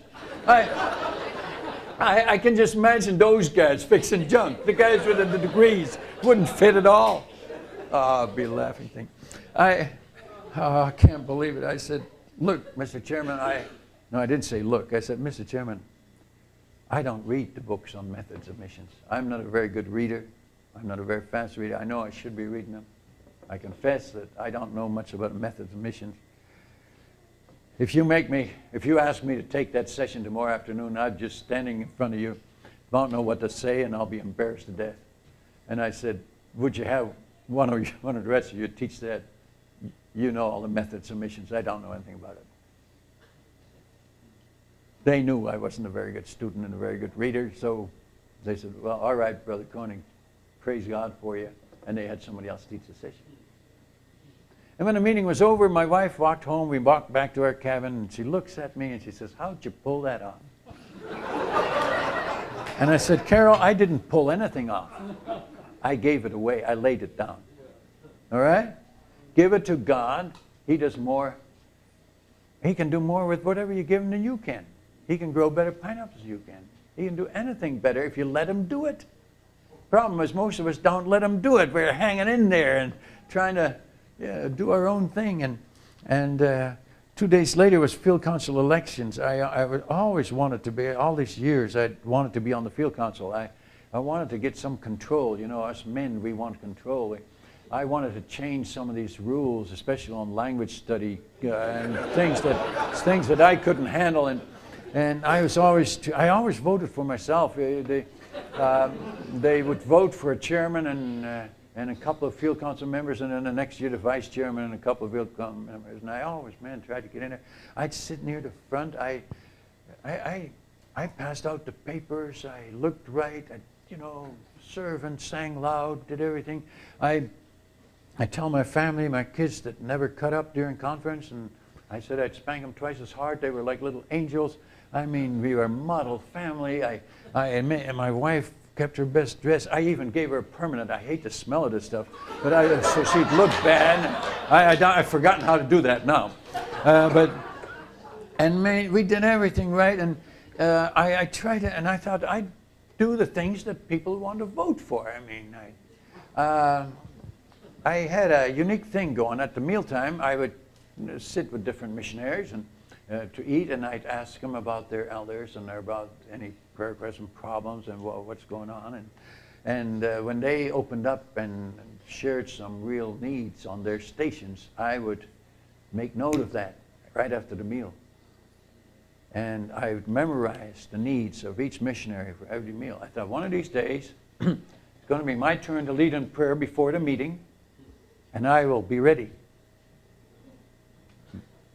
And so I prayed for all their main concerns. I mean, I had it memorized. And so I was winning votes, I thought. And they must have thought that I was praying all the time, that I had all these prayer requests just ready. I mean, and who doesn't want a spiritual man on the committee? So I thought, and still those dummies would not vote for me, as if I wasn't even there. I'd do everything. We did everything. Looked good. Man, no, I was about the only one voting for me. Not even my wife was voting for me, I don't think. She's a wise woman. And now I'd give my reputation to God. And I didn't even sit at the front. I sat at the back. Didn't even comb my hair. It didn't matter anymore. It doesn't matter anymore. I give my reputation away. I don't need to be on the field council. And they started this vote on this Thursday. And guess who was voted on field council? Almost unanimously. Me. I voted for myself, like I always did. It was about, I think, one vote. And I suspect it was my wife. She's never confessed to that. She's never confessed that. But she's never said she didn't. I was on the field council from that day on, never changed any rules. It didn't matter anymore. And I was on the field council from then, the last 7 years that I was there. And it's amazing. When I'm in it for myself, nothing. When I was in it for myself, I couldn't get one pineapple. When I gave the garden to God, I was loaded wheelbarrows full of fruit, giving it to the people, distributing the food to the people. And it is so amazing. Whatever you give to God, God can do more with than you can. And I encourage you, if you don't do it, God will keep increasing the pressure. Send more people to take your time. Send more people to slander your reputation. And then when it comes to giving your children to God, if you don't, when we were ready to lose them, we gave them to God. That one almost died. Well, all three of them. And that one girl would never get sick. So I could never give her to God. She's just a healthy person. It bothered me. If Jesse, man, I've got one, God's got three. And then one day I wake up and I say, oh God, I'm so dumb. Jessie is yours too. She doesn't have to get sick. You can have her before she gets sick. Why should she have to suffer for her dad to give her to God? And then my wife got sick and I gave her to God. What else could you do? And that gets bad when you only have one. You got 4 kids and they take turns getting sick. But here and in the tropics with disease and so on. And then then came talents, and then came the future, giving the future to God. Let Him control what the future holds and everything else. So anyway, some of you took those yellow papers. I'm all out of them. But that's got that whole circle. 8 grades He took me through. I went to 5 grades and I got it. God must have said, when is this guy going to get with it? How much more do I need to touch before he surrenders? How much suffering does a guy and his family have to go through before he surrenders? What a dummy. You know, when's he going? And the 6th grade, after 5 grades, I said, God, you want me Christ like, you want total surrender. And when the 6th thing came up, I said, God, you got it. Right like that. I give it over. It's yours. The 7th thing, God, it's yours. The 8th thing, God's yours. I said, whatever, and I learned to say, God, I give it to you before he said what he was pointing to. I surrender. And that's the way he wants it. Now, then he wants us Christ-like. He wants to be in control. That's the Spirit-controlled life. Spirit-controlled life, it does not depend on being slain in the Spirit or speaking in tongues or all this kind. The Spirit-filled life hinges upon surrender. When you give Him control, you're Spirit-controlled. You're Spirit-filled. It means the same thing. Baptists like controlled better. The others like Spirit-filled better. It doesn't matter. It means the same thing. Controlled by the Holy Spirit. When you let Him control. And you've got to do this every day. Give it to God again or you take it right back and you're fighting and fussing again. So the Spirit-controlled life is a daily thing. Salvation is a one-time thing. Churches get that all mixed up. They want to make salvation many times, and they want to make the Spirit-filled life one big baptism, one big thing, and then they wonder what happens after that. No, Spirit-filled life is daily. Salvation is once. And, oh, man, you give it to God, and so you got to remember daily to give it to God. All right? You don't need the other 5 grades, do you? You got the point. Okay, let's pray. Oh, Heavenly Father, we realize how important it is that next to our salvation, this is the most important. You want us Christ-like, how well we know it. And how you keep working on us, and we struggle, and we fight, we fuss, and we get angry, and we get fearful. And oh, God, we fight for our reputation. I pray that you help these dear people here at camp this night to just surrender and let you have control, whatever area they're struggling at, wherever they're worried, wherever they're fearful, wherever they're angry, wherever they're bitter, wherever they're fussing about. May they lay it down and say, you got it, God, here it is, I surrender. And give them such a peaceful night's sleep, such joy that they never believed possible. And Father, show them the truth. You, Holy Spirit, would you convince everyone of the truth of these things? Would you seal this message in our hearts, so that we would once and for all know that you're God and that you want us Christ-like. And Father, we're fools to keep fighting. I fought so long, destroyed my health. And Father, some of us are doing that right now.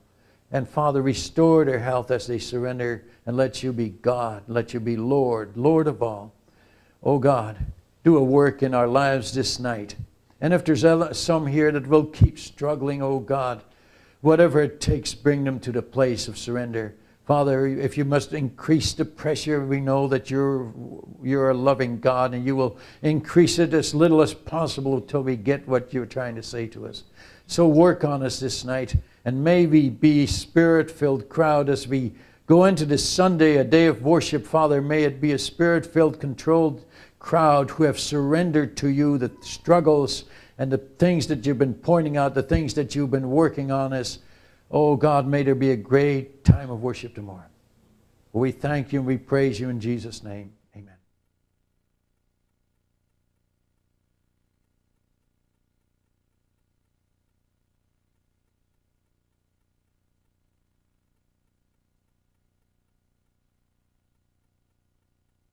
He can't believe it. He says, where'd you get all these tools? I said, from Jack. You know, when he left the field, I bought all his tools. I don't know how to use all these over here. You can have them. This guy can use them. This guy's a genius with his hands. This guy can look at a motor and make it go. And it makes you mad. And I said, Chuck, and I thought to get in good with him, I said, here, you can take all these home. I don't even know what to take. You know, and he said, wow. He says, man, this is a nice workshop. What do you do here? I said, well, I fix stuff that are broken. What do you do in a workshop? You know, fix stuff. He looks at me. He says, you got much to fix? I said, yeah, quite a bit. But there was nothing being fixed. I mean, it was clean. I had dusted the place, tools hanging up. It was nice. And he says, do you spend a lot of time here? Ooh. But there was one window.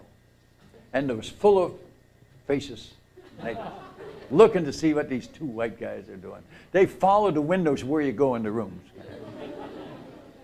And they're yelling at me. And when he said that you spend a lot of time here, I looked up and he said, what? And I said, Chuck, there's something going on. He's, let's go. And I hustled him out and never answered his question. And I said, what do you guys want? What do you... Ah, Chuck, they're just pulling our legs. Let's go. But I brought him in the other door in my office. On the office, I hadn't been there, but I had dusted the desk off. Okay? And I had laid all the papers out. All the language lists were all on the table. Nicely laid out.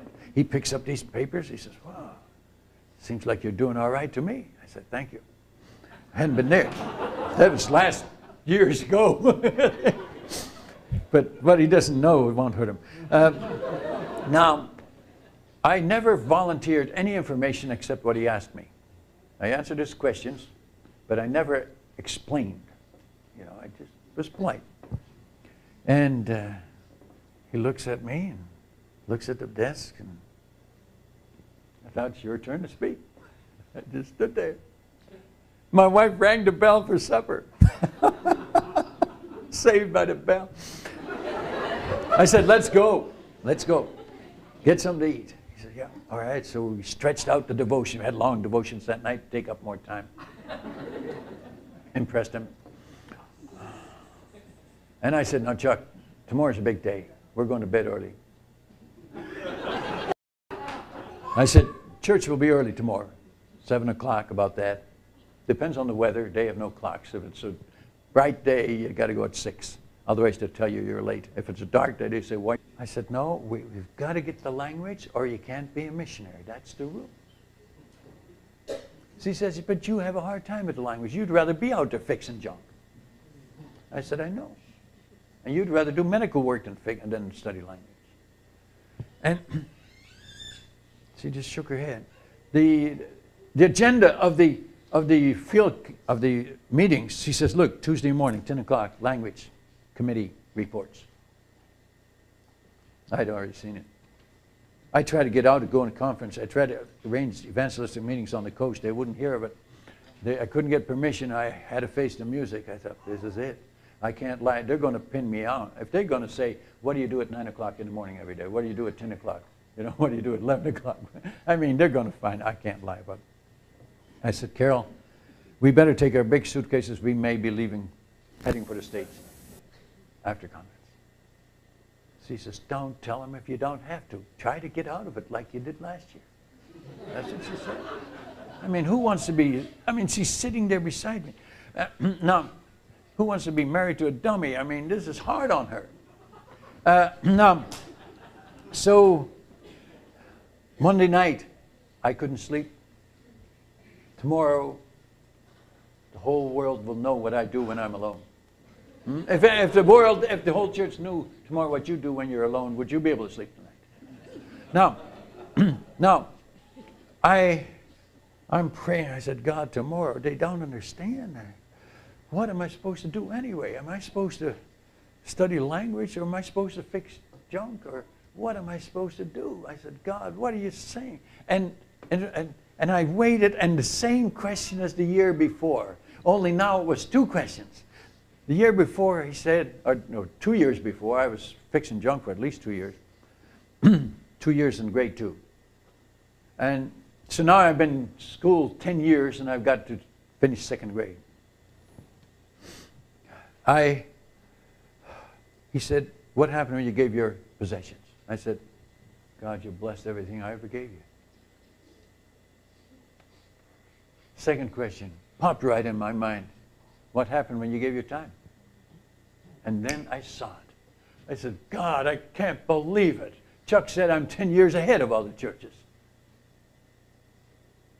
And I gave my time to you only about 3 months ago. And I'm 10 years ahead in 3 months. Can't believe it. And I was amazed. And that's what all was to it. And I laid there thinking about it. And I thought, tomorrow, what's that got to do with tomorrow's problem? And then I caught it. It's my reputation. Tomorrow. They still don't know it. Don't you tell them. They still don't know. Right? One day I'm going to have an audience like this, and one of these missionaries is going to be there. Oh, well. I don't know what I'll do then. It'll be another problem. Anyway, or somebody get the tape. You're videotaping this. Oh, brother. Anyway, I got out of it. Keep doing what you're doing. A man stood up and said, you know, Mr. Chairman, tomorrow afternoon is our session on methods of missions. Why don't we let Brother Koning teach us? Now I'm their teacher. And I'm reminded of what Jesus said. He that humbles himself, he that exalts himself shall be abased, and he that humbles himself shall be exalted. And I'm the teacher now. I gave my reputation away. I'm the teacher. I don't even want to be the teacher. I don't have anything to teach. I can just imagine those guys fixing junk. The guys with the degrees wouldn't fit at all. Oh, I'd be a laughing thing. I can't believe it. I said, look, Mr. Chairman, no, I didn't say look. I said, Mr. Chairman, I don't read the books on methods of missions. I'm not a very good reader. I'm not a very fast reader. I know I should be reading them. I confess that I don't know much about methods of missions. If you ask me to take that session tomorrow afternoon, I'm just standing in front of you, don't know what to say, and I'll be embarrassed to death. And I said, would you have one of the rest of you teach that? You know all the methods of missions. I don't know anything about it. They knew I wasn't a very good student and a very good reader, so they said, well, all right, Brother Koning, praise God for you. And they had somebody else teach the session. And when the meeting was over, my wife walked home. We walked back to our cabin, and she looks at me and she says, how'd you pull that off? And I said, Carol, I didn't pull anything off. I gave it away. I laid it down. All right? Give it to God. He does more. He can do more with whatever you give him than you can. He can grow better pineapples than you can. He can do anything better if you let him do it. Problem is, most of us don't let him do it. We're hanging in there and trying to do our own thing. And 2 days later was field council elections. I always wanted to be, all these years, I wanted to be on the field council. I wanted to get some control. You know, us men, we want control. I wanted to change some of these rules, especially on language study and things that I couldn't handle. And I always voted for myself. They would vote for a chairman and a couple of field council members, and then the next year the vice chairman and a couple of field council members. And I always, tried to get in there. I'd sit near the front. And I said, now, Chuck, tomorrow's a big day. We're going to bed early. I said, church will be early tomorrow, 7 o'clock, about that. Depends on the weather. They have no clocks. If it's a bright day, you got to go at 6. Otherwise, they'll tell you you're late. If it's a dark day, they say, why are you coming in the middle of the night for? You go at 9 o'clock. You know, they have no clock. You're never late or in time. I said, tomorrow's, so we've got church first thing in the morning. We want you to come. Oh, he says, I want to see church. Yeah. I look forward to seeing the church, seeing what happens. I felt like saying, I do too. One of us. I never said it. We went to bed, and he was ready at crack it up. We had some breakfast. And the bell rings, you know, the bamboo, they bang the bamboo, and so that's, and the people, he sees the people going to church. We're on the other side of the airstrip, so he looked, and he says, let's go, they're going to church. I said, no. They'll save us seats. They go first. Let them all get there, and then we'll come in. He says, is that what you do? I said, that's what we're going to do. That's not what I did before, but that's the way. We've got to give them time to prime this pump. And so when no more people were going in, he said, now it's time to go. Let's go, Chuck. And we went in. My wife went. She sat on the women's side with the girls, and my boy was already at the boarding school. And Chuck and I sit on the men's side, and those guys went at this. This place was exciting this morning. It was, he preached as if he'd never preached. He preached loud. He preached it I don't know how many times. The people got into it with him. They talked back. They asked questions. He explained it again. They're sitting, shouting, "Hi, young." He says, what is "Hi, young"? I said, that's amen.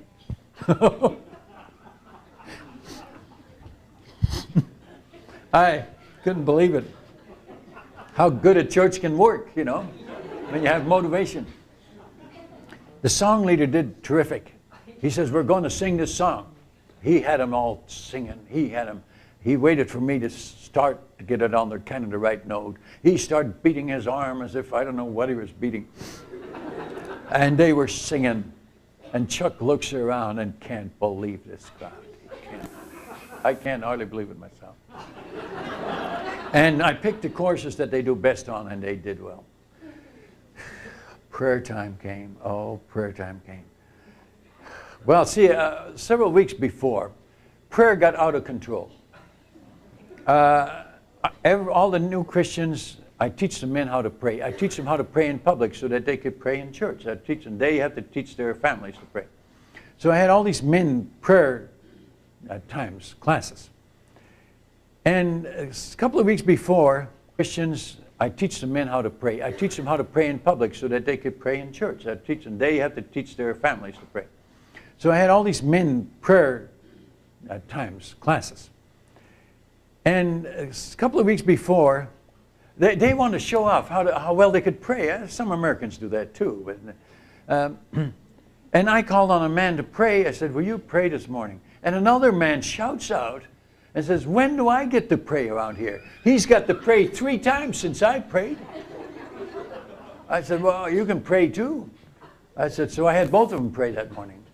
And so this happened, and as time went on, more of them, they all wanted to pray, and man, I'm trying to satisfy all these guys.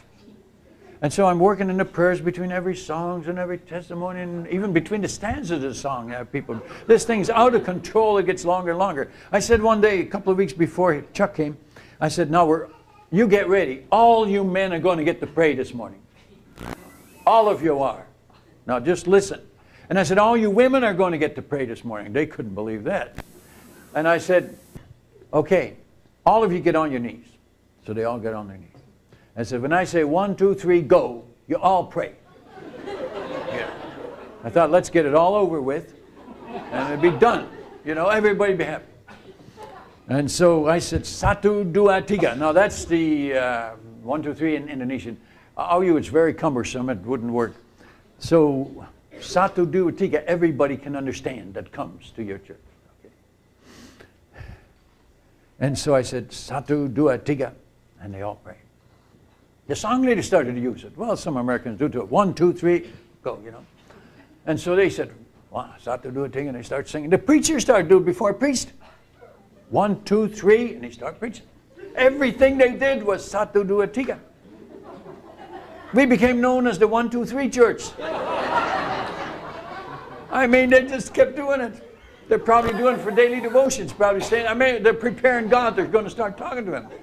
I mean, and I thought, should I do something about this? And then I thought, no, I won't. This is their way. God probably enjoys it too, because he's got all these boring services, church services to listen to, and he's got something different here. Probably likes a change. And so Chuck says to me afterwards, what's this 1, 2, 3 business? I said, that's the way it's done. Can't believe it. But anyway, he led the singing, and so here Chuck was there at prayer time. Everybody got on their knees. They're all praying like, now this guy, Chuck, is an independent Baptist, a big B Baptist. Do you know what I mean by big? I don't want to offend anybody here, but attitude and acted like that might be good ideas. I learned something.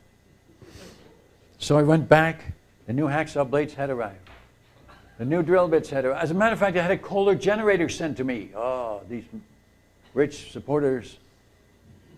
Oh, the more they sent, the more stuff I had to break down and people to steal and mess with. Oh, that generator. Oh, that generator. Jaimo, you know that smart guy? He had an uncanny habit of messing with the thing. And it's in the shed there, and he can get in there. It's native material. And he's always messing, trying to get that generator going, see. And one day I was out there, he came along and he says, John, what are you doing? I said, I'm trying to fix this thing, man. I tell you, help me. He said, yeah, okay, I'll help you. What do you want me to do? I said, hold this. I had him hold the spark plug. I yanked that thing good and hard, and man, he let out a scream. He said, that thing bit me all the way up to here. I said, that thing bites. Oh, it'll bite you, yeah. Has it ever bitten you once? It bitten me, yeah. I says, go tell everybody it bites you. No, tell the whole village. And so they never messed with that again. I should have done that. I should have done that with the motorcycle too. The more stuff I got, the more fuss I have, okay? Anyway, I had this Kohler, and we ran the lights three hours a night. And then I charged all the batteries. Now I had power drills. Can you imagine? I'd shoot those holes right through that. They were amazed, you know. And I could do it faster now, okay? To solve the problem so I could study language in the afternoon and do all, because more and more people kept coming. And I had a power sander now running off battery, and man, I'm really going at this thing, and I'm getting it done. But I can just see God now in heaven. He's looking down. He's sending more people to waste my time. He wants me to surrender my time to him. I'm fussing and fighting for my rights in the area of time. And I'm in second grade, and he says, man, he's just like that first grade. He's still going at it. How long is this grade going to take, you know? And so I said, oh God, they're wasting my time, help, stop them from coming, And he doesn't hear the prayer, he sends more. Now other villages are coming with junk. Oh man. And lo, it got worse. Anyway, I wasn't getting my language study, so I'm sitting in this circle, and he's asking everybody how they're doing the language, and I said, I'm not doing very good, and doing a little bit of everything, and he gave me the list, and we got back. It got worse. Now God sees I'm trying to solve this problem by getting power tools, okay? So what does he do? He says, I've got to compensate. I've got to give him more work because he's doing it fast. But I was still fixing other things. And and the field council had told him, the rule of the field is if you don't learn the language, you can't stay as a missionary. How can you win your tribe?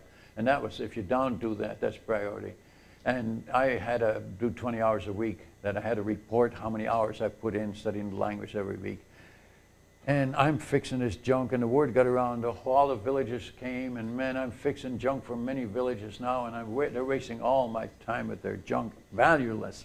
And my time is going, and I'm fighting for my time, and I get up earlier, and I work longer days, and wear myself out, and I'm back on tranquilizers again. This is grade 2 now, see. And God is putting more pressure on, and the field council, we meet in the summer, and there's the linguist coming. The linguist is the language committee chairman, the braino in language. He thinks we can all do it if we apply ourselves. No spiritual gifts are taught in those days. And so if you apply yourself, you can do it. And that's what he would say. It was easy for him. He loved it. Man, he could do it 18 hours a day and didn't even want to go to bed. He was working on language, The rest of us, man, we can hardly make it through 1 hour language study. Anyway, had this report at the annual conference. We have spiritual meetings and reports, and then there's the language study report. I always dreaded that because I never got my hours in, And he's got this paper, and he's got this tabulation. And we're all sitting in a circle, and he's asking some brother so-and-so, how you doing? And these glowing reports. Well, we got so many books translated, and and so on, and go around the circle. My wife looks at me. She says, "What are you going to say?" I said, I'm not going to tell him I fixed junk. And I said, you're not going to tell him I fixed junk. I made her promise, if anybody's ever going to know about this, let me tell him. She says, okay, I can live with that. So she's not going to tell him. As a matter of fact, I told my natives, don't tell anybody I fix your things. When a pilot comes, when a government official comes, when other missionaries come, anybody that wears clothes, don't bring stuff to fix, because I'll never fix any of it for your whole family. I put the pressure, group pressure on the individual now. That's what they do, so that's what I use. And I said, don't ever bring anything. And I said, if you do, I won't ever fix anything for you again. So this is something that only we know. Nobody else knows. And they reacted to this way. They said, you mean, Tuan, we know something that nobody else knows? And I said, that's right. I said, this is a secret that we have. They said, Tuan, we know something nobody else knows? I said, that's right. We're the only smart ones in the world, Tuan. Doing. He says, I want to encourage the guy. He's helping me out. But, he says, I don't know what he's doing, but I know this. He's doing it. That's what he said. He sat down. And people looked around. Said, the leader with his paper said, Brother Koning, what are you doing back there? And I said, well, the things were going my way now. I said, well, a little bit of everything, spend a lot of time with people. Well, it's obvious, he says, it's obvious. If you're winning them like that. Brother Koning, this is a good report we hear of you. Keep doing what you're doing. The whole conference gave me permission to fix junk. They still don't know it. Don't you tell them. They still don't know. Right? One day I'm going to have an audience like this, and one of these missionaries is going to be there. Oh, well. I don't know what I'll do then. It'll be another problem. Anyway, Or somebody get the tape. You're videotaping this. Oh, brother. Anyway, I got out of it. Keep doing what you're doing. A man stood up and said, you know, Mr. Chairman, tomorrow afternoon is our session on methods of missions. Why don't we let Brother Koning teach us? Now I'm their teacher. And I'm reminded of what Jesus said. He that humbles himself, he that exalts himself shall be abased, and he that humbles himself shall be exalted. And I'm the teacher now. I gave my reputation away. I'm the teacher. I don't even want to be the teacher. I don't have anything to teach. I can just imagine those guys fixing junk. The guys with the degrees wouldn't fit at all. It'd be a laughing thing. I can't believe it. I said, look, Mr. Chairman, No, I didn't say look. I said, Mr. Chairman, I don't read the books on methods of missions. I'm not a very good reader. I'm not a very fast reader. I know I should be reading them. I confess that I don't know much about methods of missions. If you ask me to take that session tomorrow afternoon, I'm just standing in front of you, don't know what to say, and I'll be embarrassed to death. And I said, would you have one of the rest of you teach that? You know all the methods of missions. I don't know anything about it. They knew I wasn't a very good student and a very good reader, so they said, well, all right, Brother Koning, praise God for you. And they had somebody else teach the session. And when the meeting was over, my wife walked home. We walked back to our cabin, and she looks at me, and she says, how'd you pull that off? And I said, Carol, I had this Kohler, and we'd run the lights three hours a night. And then I charged all the batteries. Now I had power drills. Can you imagine? I'd shoot those holes right through that. They were amazed, you know. And I could do it faster now, okay? To solve the problem so I could study language in the afternoon and do all, because more and more people kept coming. And I had a power sander now running off battery, and man, I'm really going at this thing, and I'm getting it done. But I can just see God now in heaven. He's looking down. He's sending more people to waste my time. He wants me to surrender my time to him. I'm fussing and fighting for my rights in the area of time. And I'm in second grade, and he says, man, he's just like that first grade. He's still going at it. How long is this grade going to take, you know? And so I said, oh, God, they're wasting my time, you know. Help. Stop them from coming, you know. And he doesn't hear the prayer. He sends more. Now other villages are coming with junk. Oh, man. And lo, it got worse. Anyway, I wasn't getting my language study. So I'm sitting in this circle, and he's asking everybody how they're doing the language. And I said, I'm not doing very good, and doing a little bit of everything. And he gave me the list, and we got back. It got worse. Now God sees I'm trying to solve this problem by getting power tools, okay? So what does he do? He says, I've got to compensate. I've got to give him more work because he's doing it faster. So now I'm crying out to him and saying, help me to save time. And now the Kaigar tribe, I don't even understand those guys. They came with junk. Only they come with large groups because they're not going to get caught in another tribe just by themselves and get killed. They come with a lot of people. They bring all their arrows and all their spears with them, and our people kind of withdraw into the jungle. Now the Kaigar run the whole. They eat all the food of the people. My wife's so busy at the clinic. Oh, man, she's overworked, and I've got all this junk to fix. And I can't even understand these guys to witness to them. But some of them knew a little Indonesian. And I talked to him. I said, what do you want? He says, fix our junk, Tuan. And I don't want not to do it lest I couldn't sleep again that night. And I thought, man, does God want me to fix their junk too? I said, look, the Catholic priest lives on the other end of your area. Why don't you get him to fix your junk? And they said, he doesn't have any tools, Tuan. Smart guy. Huh? Smart guy. Oh, 2 tribes. And then the Yahai came. Now the Yahai tribe was taller than the Yasam. They were nearer the government, the source of supplies, the government. They had more stuff than anybody. And they come. He says, it's wonderful what you're doing. I thought, man, I need to put this on a recording. I got to face the music again.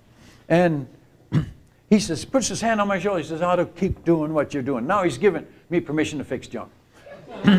This was significant. And he doesn't know what he's doing. See, he says, keep doing what you're doing. You're doing a great job. And that's the note he left on.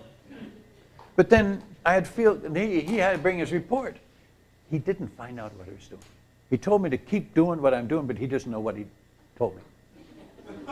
So now I come to the field council meeting again the next year, and my wife says, what are you going to tell them this year? I said, Carol, I'm going to tell them the truth. I mean, if they send us home, they send us home.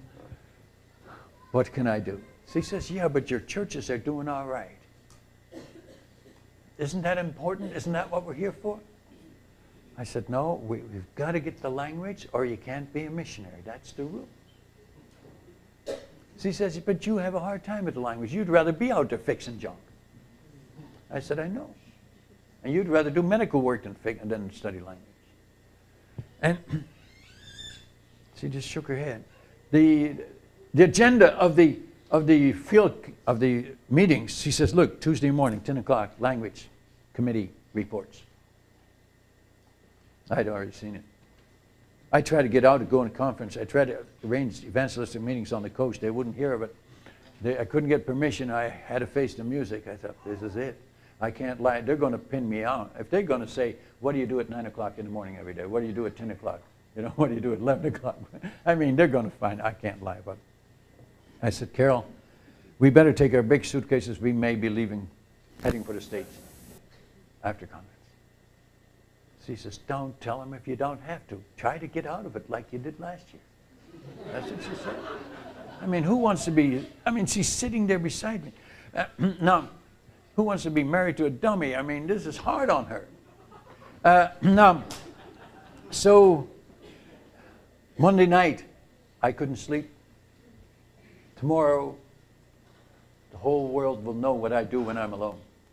If the whole church knew tomorrow what you do when you're alone, would you be able to sleep tonight? Now, I'm praying. I said, God, tomorrow, they don't understand that. What am I supposed to do anyway? Am I supposed to study language, or am I supposed to fix junk, or what am I supposed to do? I said, God, what are you saying? And I waited, and the same question as the year before, only now it was two questions. The year before, he said, or no, 2 years before, he preached his heart out. He said, I could sense his spirit. I said, yeah. He couldn't understand his words. He says, did you train these guys like this? That was a crazy question when you're the only one there.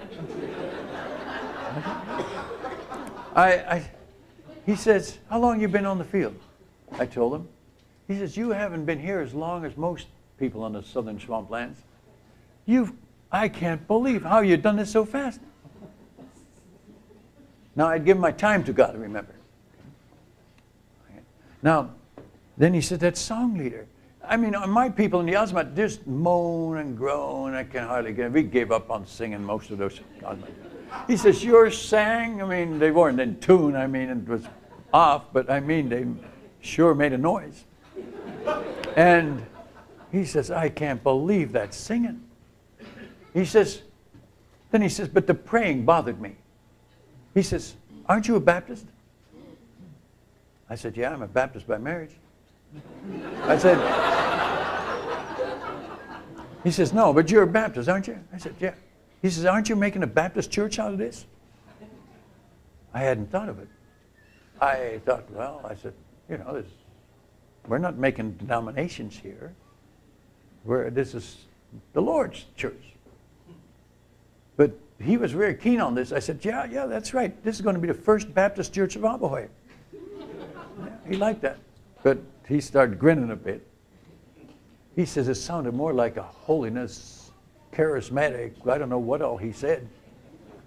I got to be careful here. I don't know what you are. But anyway, you understand what I mean. It sounded more like something else, except Independent Baptist. And I said, Chuck, I never realized that would offend you. I said, Chuck, look, they all want to pray, okay? They're getting longer and longer. Now we have them all pray at once, get it over with. We had to do it. It's the only way to solve this problem. He says, you mean your people want to pray? I said, well, you heard them. He says, you mean you got people want to pray? I said, well, they do want to pray. They all want to be heard. He says, I can't believe this. I can't get one man to pray. They just mumble a little bit. Nobody can understand him. He says, how did you do it this fast? He says, you're 5 years. No, he says, you're more like 10 years ahead of all the other missionaries in swamplands. And I had given my time to God about 3 months before this. When I came to the end of my road and I gave my time to God and I started fixing junk with a happy heart, and I never connected the two. I'd given my time away and God multiplied my time. And the guy says, I'm 10 years ahead of the other two. I just told you I'd given all my possessions to God, and now I'm saying the hacksaw blade is mine. I kept one for myself. Well, I acquired that after I gave everything to God, I think. Anyway, and they kept haggling every day, too, and you're so stingy. You know, you fix your own stuff. Finally, I got sick and tired of it. I thought I might as well give him the last one, and it's all over. I didn't exactly give it to him. I threw it at him. And he broke the thing, and peace was restored. You don't have anything, you don't have problems. You don't envy the rich people. The more you have, the more trouble you get into. Some of you know that. But I had already put in an order for Australia to get new drill bits and new hacksaw blades. I thought, man, we're going to go through this again. Round 2, you know, they're coming.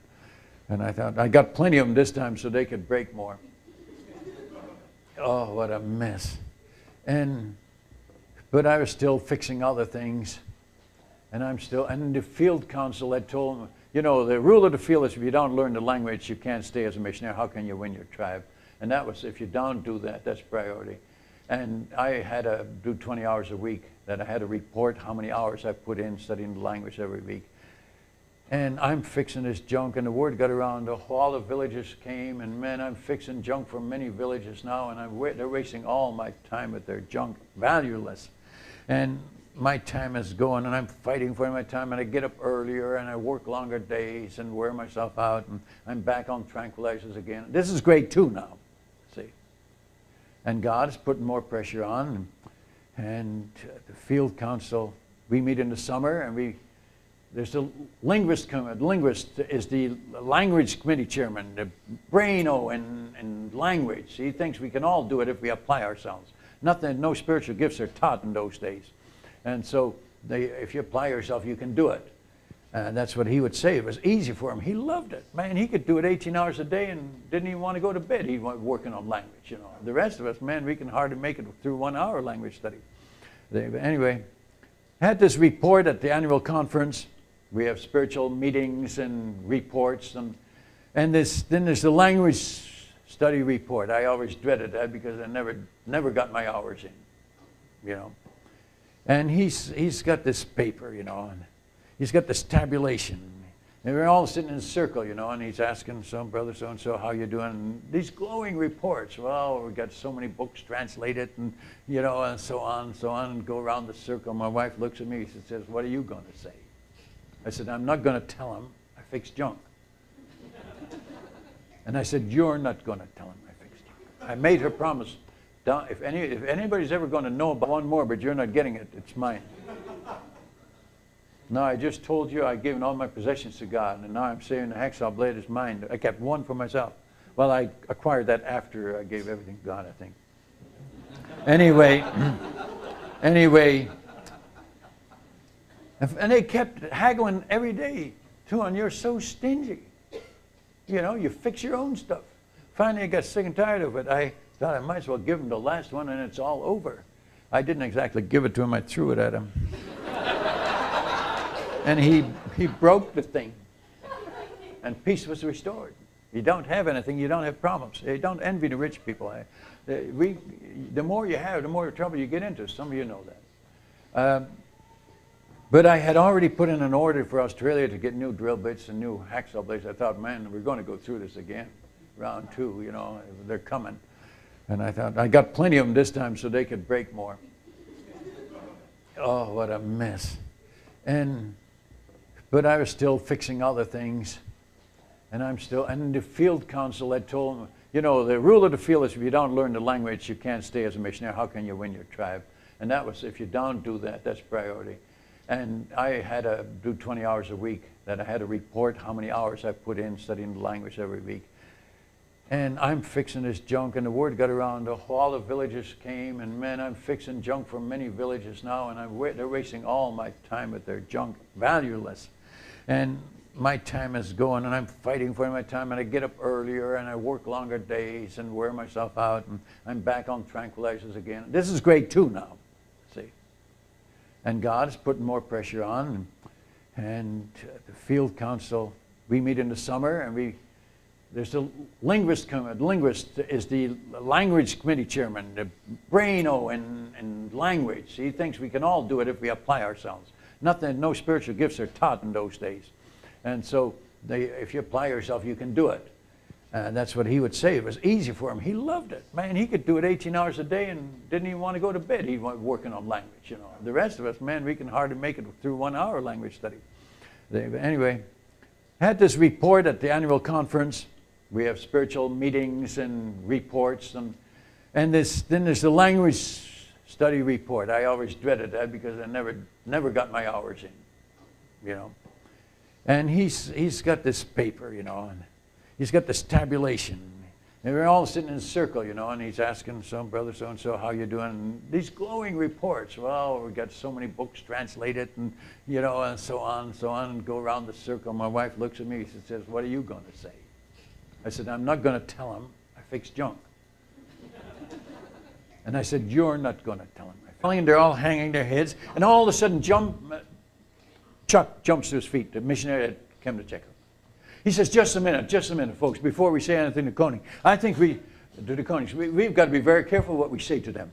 You ought to see those churches. He only seen one. He says, you ought to see those churches. I said, there's a lot of things we can learn from Brother Koning. He says, you ought to hear those preachers preach. You ought to hear the singing. You ought to hear the praying. He says, he's 10 years ahead of the rest of us. And he hasn't been on the fields long. He says, I think we better be very careful what we say to the Konings. And then he said something like that. I was there. I went, and then he said, I went there to find out what he's doing. He shouldn't have said that. He got himself in trouble. He says, but I didn't. Oh, man, the poor guy. I felt sorry for him. He says, I didn't find out what he's doing. He says, I said, oh, man, I want to encourage the guy. He's helping me out. But, you know, he says, I don't know what he's doing, but I know this. He's doing it. He sat down. And people looked around. Said, the leader with his paper says, Brother Koning, what are you doing back there? And I said, well, the things were going my way now. I said, well, a little bit of everything, spend a lot of time with people. Well, it's obvious, he says, it's obvious. If you're winning them like that. Brother Koning, this is a good report we hear of you. Keep doing what you're doing. The whole conference gave me permission to fix junk. They still don't know it. Don't you tell them. They still don't know. Right? One day I'm going to have an audience like this and one of these missionaries is going to be there. Oh, well. I don't know what I'll do then. It'll be another problem. Anyway, or somebody get the tape. You're videotaping this. Oh, brother. Anyway, I got out of it. Keep doing what you're doing. A man stood up and said, you know, Mr. Chairman, tomorrow afternoon is our session on methods of missions. Why don't we let Brother Koning teach us? Now I'm their teacher. And I'm reminded of what Jesus said. He that humbles himself, he that exalts himself shall be abased, and he that humbles himself shall be exalted. And I'm the teacher now. I gave my reputation away. I'm the teacher. I don't even want to be the teacher. I don't have anything to teach. I shared some real needs on their stations. I would make note of that right after the meal. And I memorized the needs of each missionary for every meal. I thought, one of these days, it's going to be my turn to lead in prayer before the meeting, and I will be ready. And so I prayed for all their main concerns. I mean, I had it memorized. And so I was winning votes, I thought. And they must have thought that I was praying all the time, that I had all these prayer requests just ready. I mean, and who doesn't want a spiritual man on the committee? So I thought, and still those dummies would not vote for me, as if I wasn't even there. I'd do everything. We did everything. Looked good. Man, no, I was about the only one voting for me. Not even my wife was voting for me, I don't think. She's a wise woman. And now I'd give my reputation to God. And I didn't even sit at the front. I sat at the back. Didn't even comb my hair. It didn't matter anymore. It doesn't matter anymore. I give my reputation away. I don't need to be on the field council. And they started this vote on this Thursday. And guess who was voted on the field council?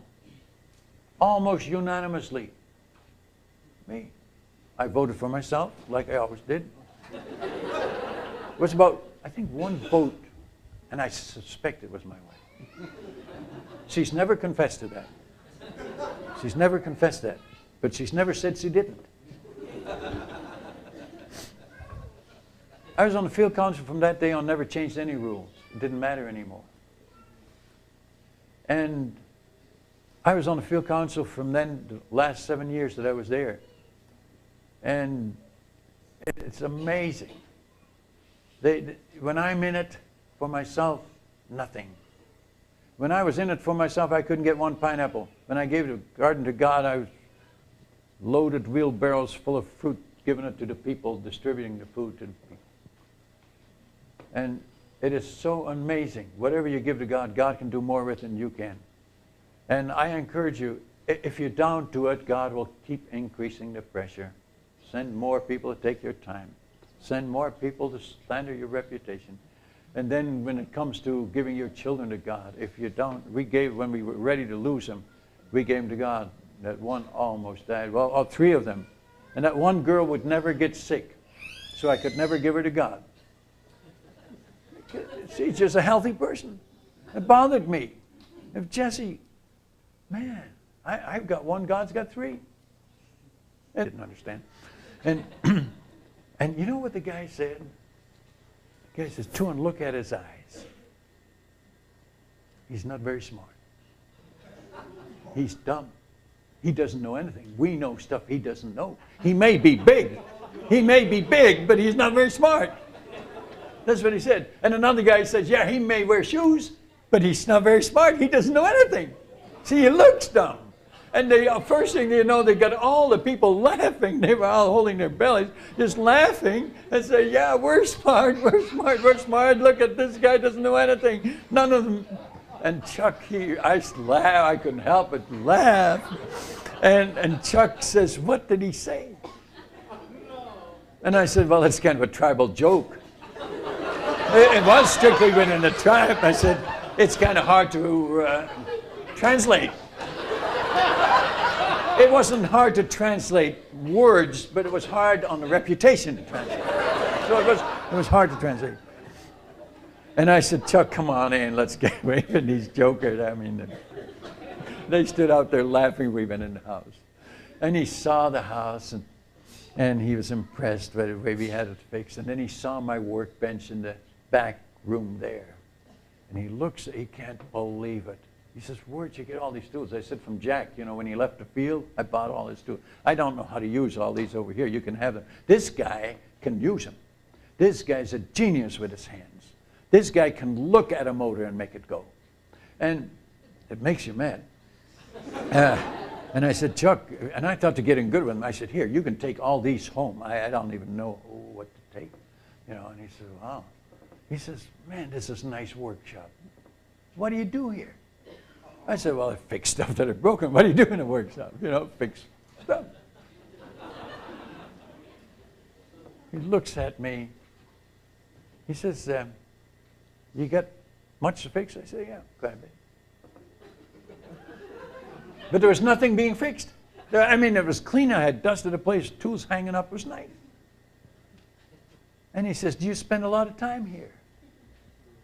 Ooh. But there was one window. And it was full of faces. Looking to see what these two white guys are doing. They follow the windows where you go in the rooms. And they're yelling at me. And when he said that you spend a lot of time here, I looked up and he said, what? And I said, Chuck, there's something going on. He's, let's go. And I hustled him out and never answered his question. And I said, what do you guys want? What do you? Ah, Chuck, they're just pulling our legs. Let's go. But I brought him in the other door of my office. On the office, I hadn't been there, but what I did, I said, God, I promise you something. If we get to New York, I promise you, I'll never cross the ocean again. Well, what was that to God? He knew I was going to be a missionary in New Guinea, so he knew. I said a more important thing. After a couple more nights, I said, God, if we get to New York, I will promise you, I'll serve you the rest of my life. And I thought the worst thing God could do to you when you totally commit yourselves to Him, it would be make you a monk in a monastery or something like that. But I was ready for that. I thought anything. I dreaded it, but I thought that's it. As if, there's a fear in man that if you totally surrender to God, it's going to go bad with you. You agree with that? There's something, I think Satan makes us believe that. When we totally commit to God, it's going to be good with us. You ask any man, any person that's ever totally committed to Christ, what happened? It's always good. But anyway, my grandmother gave me a New Testament.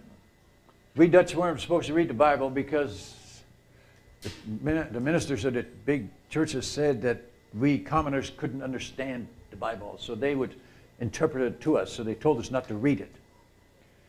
But of course their language was such high words that we couldn't understand them neither, so they didn't think about that, I guess. But my grandmother gave me this, because I was named after her husband, this little Dutch New Testament. So I thought I'd never read the Bible, and so it'd be good to start now. So I don't know where to start, and by chance, I started on the book of Revelation. Now, I was afraid before I started to read. But man, when I read that thing, the Bible didn't do anything, so I never read it again. But now I'm in Canada, and this pastor said, if anybody's going to make it, it'll be you. And I was devastated. I'd waited for 5 years learning English to hear this from a minister who should have known. And I thought nobody in the New World knows neither, because my mother had asked a pastor in Holland, he didn't know how to be assurance. So I faced those storms. Hamilton, Ontario, right at the edge of the lake, the mountain brow, the storm rolls in over Lake Ontario, lightning and thunder, reminding me of the bombs busting in Holland in the war. And I was so scared. Any one of you could have led me to Christ if I'd only had met you. And I'd pray every night, oh God, help me to get to heaven. I didn't know what to do. And then I saw in the Hamilton Spectator newspaper there, Youth for Christ, and I'm a youth and I'm for Christ, certainly not against them, committed to the ministry. And so that's where I was saved. Anyway, and they kept haggling every day, too, and you're so stingy. You fix your own stuff. Finally, I got sick and tired of it. I thought I might as well give him the last one and it's all over. I didn't exactly give it to him, I threw it at him. And he broke the thing. And peace was restored. You don't have anything, you don't have problems. You don't envy the rich people. The more you have, the more trouble you get into. Some of you know that. But I had already put in an order for Australia to get new drill bits and new hacksaw blades. I thought, man, we're going to go through this again. Round 2, they're coming. And I thought, I got plenty of them this time so they could break more. Oh, what a mess. But I was still fixing other things. And the field council had told me, the rule of the field is if you don't learn the language, you can't stay as a missionary. How can you win your tribe? And that was, if you don't do that, that's priority. And I had to do 20 hours a week, that I had to report how many hours I put in studying the language every week.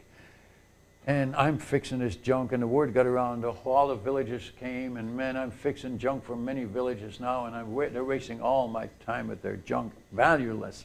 And my time is going, and I'm fighting for my time, and I get up earlier, and I work longer days, and wear myself out, and I'm back on tranquilizers again. This is grade 2 now, see. And God's putting more pressure on, and the field council, we meet in the summer, and there's a linguist is the language committee chairman, the braino in language. He thinks we can all do it if we apply ourselves. No spiritual gifts are taught in those days. And so if you apply yourself, you can do it. That's what he would say. It was easy for him. He loved it. Man, he could do it 18 hours a day and didn't even want to go to bed. He was working on language, you know. The rest of us, man, we can hardly make it through 1 hour language study. Anyway, I had this report at the annual conference. We have spiritual meetings and reports, and then there's the language study report. I always dreaded that because I never got my hours in, you know. And he's got this paper, you know, and he's got this tabulation. And we're all sitting in a circle, you know, and he's asking some brother so-and-so, how you doing? And these glowing reports. Well, we got so many books translated, and you know, and so on, and go around the circle. My wife looks at me and says, "What are you going to say?" I said, "I'm not going to tell him I fixed junk." And I said, "You're not going to tell him I fixed junk." I made her promise, if anybody's ever going to know about this, let me tell him. She says, "Okay, I live with that." So she's not going to tell him. As a matter of fact, I told my natives, don't tell anybody I fix your things. Got into it with them. They talked back, they asked questions, they explained it again. I mean, they're sitting shouting, "Hayang." He says, "What is Hayang?" I said, "That's amen."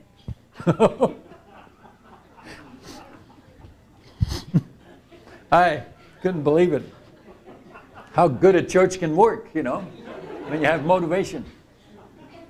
The song leader did terrific. He says, "We're going to sing this song."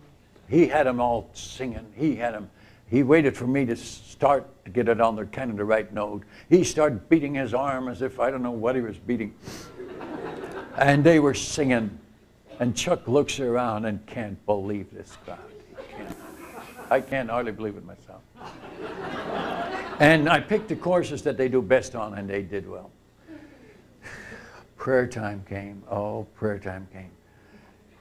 Well, see, several weeks before, prayer got out of control. All the new Christians, I teach the men how to pray. I teach them how to pray in public so that they could pray in church. I teach them. They have to teach their families to pray. So I had all these men prayer at times, classes. And a couple of weeks before, they wanted to show off how well they could pray. Some Americans do that too. But, and I called on a man to pray. I said, "Will you pray this morning?" And another man shouts out and says, "When do I get to pray around here?" He's got to pray 3 times since I prayed. I said, "Well, you can pray too." I said, so I had both of them pray that morning. And so this happened, and as time went on, more of them, they all wanted to pray, and man, I'm trying to satisfy all these guys. And so I'm working in the prayers between every songs and every testimony, and even between the stanzas of the song. People, this thing's out of control. It gets longer and longer. I said one day, a couple of weeks before Chuck came, I said, "Now you get ready. All you men are going to get to pray this morning. All of you are. Now just listen." And I said, "All you women are going to get to pray this morning." They couldn't believe that. And I said, "Okay, all of you get on your knees." So they all got on their knees. I said, "When I say 1, 2, 3, go, you all pray." Yeah. I thought, let's get it all over with, and it'd be done. You know, everybody be happy. And so I said, "Satu, dua, tiga." Now that's the 1, 2, 3 in Indonesian. Oh, it's very cumbersome. It wouldn't work. So Satu, dua, tiga, everybody can understand that comes to your church. Okay. And so I said, "Satu, dua, tiga," and they all prayed. The song leader started to use it. Well, some Americans do too. 1, 2, 3, go, you know. And so they said, "Wow, Satu, dua, tiga," and they start singing. The preacher started to do it before I preached. 1, 2, 3, and he started preaching. Everything that... the ministers of the big churches said that we commoners couldn't understand the Bible, so they would interpret it to us, so they told us not to read it. But of course their language was such high words that we couldn't understand them neither, so they didn't think about that, I guess. But my grandmother gave me this, because I was named after her husband, this little Dutch New Testament. So I thought I'd never read the Bible, and so it'd be good to start now.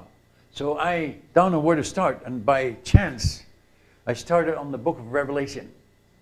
Now I was afraid before I started to read. But man, when I read that thing, I mean, the Bible didn't do anything, so I never read it again.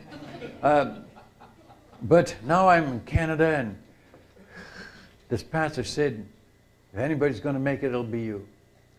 And I was devastated. I'd waited for 5 years learning English to hear this from a minister who should have known. And I thought nobody in the New World knows neither, because my mother had asked a pastor in Holland, he didn't know how to be assurance. So I faced those storms. Hamilton, Ontario, right at the edge of the lake, the mountain brow, the storm rolls in over Lake Ontario, lightning and thunder, reminding me of the bombs busting in Holland in the war. And I was so scared. Any one of you could have led me to Christ if I'd only had met you. And I'd pray every night, oh God, help me to get to heaven. You know, I didn't know what to do. And then I saw in the Hamilton Spectator newspaper there, Youth for Christ, and I'm a youth and I'm for Christ, certainly not against them, committed to the ministry. And so that's where I was saved, at Youth for Christ, a revival every Saturday night back in those days. And I was just so thrilled. You don't appreciate being saved unless you've been lost for a while and you've been close to death, and yet it means more to you. So then the missionary said at one of those rallies, he told us about heathen people who die screaming in fear. And he said to us young people, he says, can you imagine what that would mean to not be ready to die and facing death? Well, the whole war and the whole trip on the Atlantic came back to me. And I walked forward in that meeting, but that's when I surrendered to be a missionary. I was the easiest recruit he ever recruited. But now, when I walked forward, it was a long church, and I walked forward to be saved. God was watching, there's no doubt about it. And you know, God rejoices when a sinner comes to repentance, and so he must have watched. And he looks at the paper again. He says, Brother Koning, have you done any better since the last report? I said, no, and I smile again. And he can't handle this. And so he goes on with the next question, have you started translating the Bible? I said, no, I don't know the language well enough, and I smile. And he hangs his head. And all of a sudden I see that all these other missionaries, the whole circle, all 40 of them are hanging their heads. Matter of fact, my wife was hanging her head for a different reason. and I said, man, I'm the only one looking around smiling. I'm the only free one in the bunch. If you want an interesting situation, take a serious meeting of your church and confess that you blew the whole thing and smile. And they can't handle it. It's unnatural combination. You can't handle it. People want to know what to do. They won't even fire you. They don't know what to do.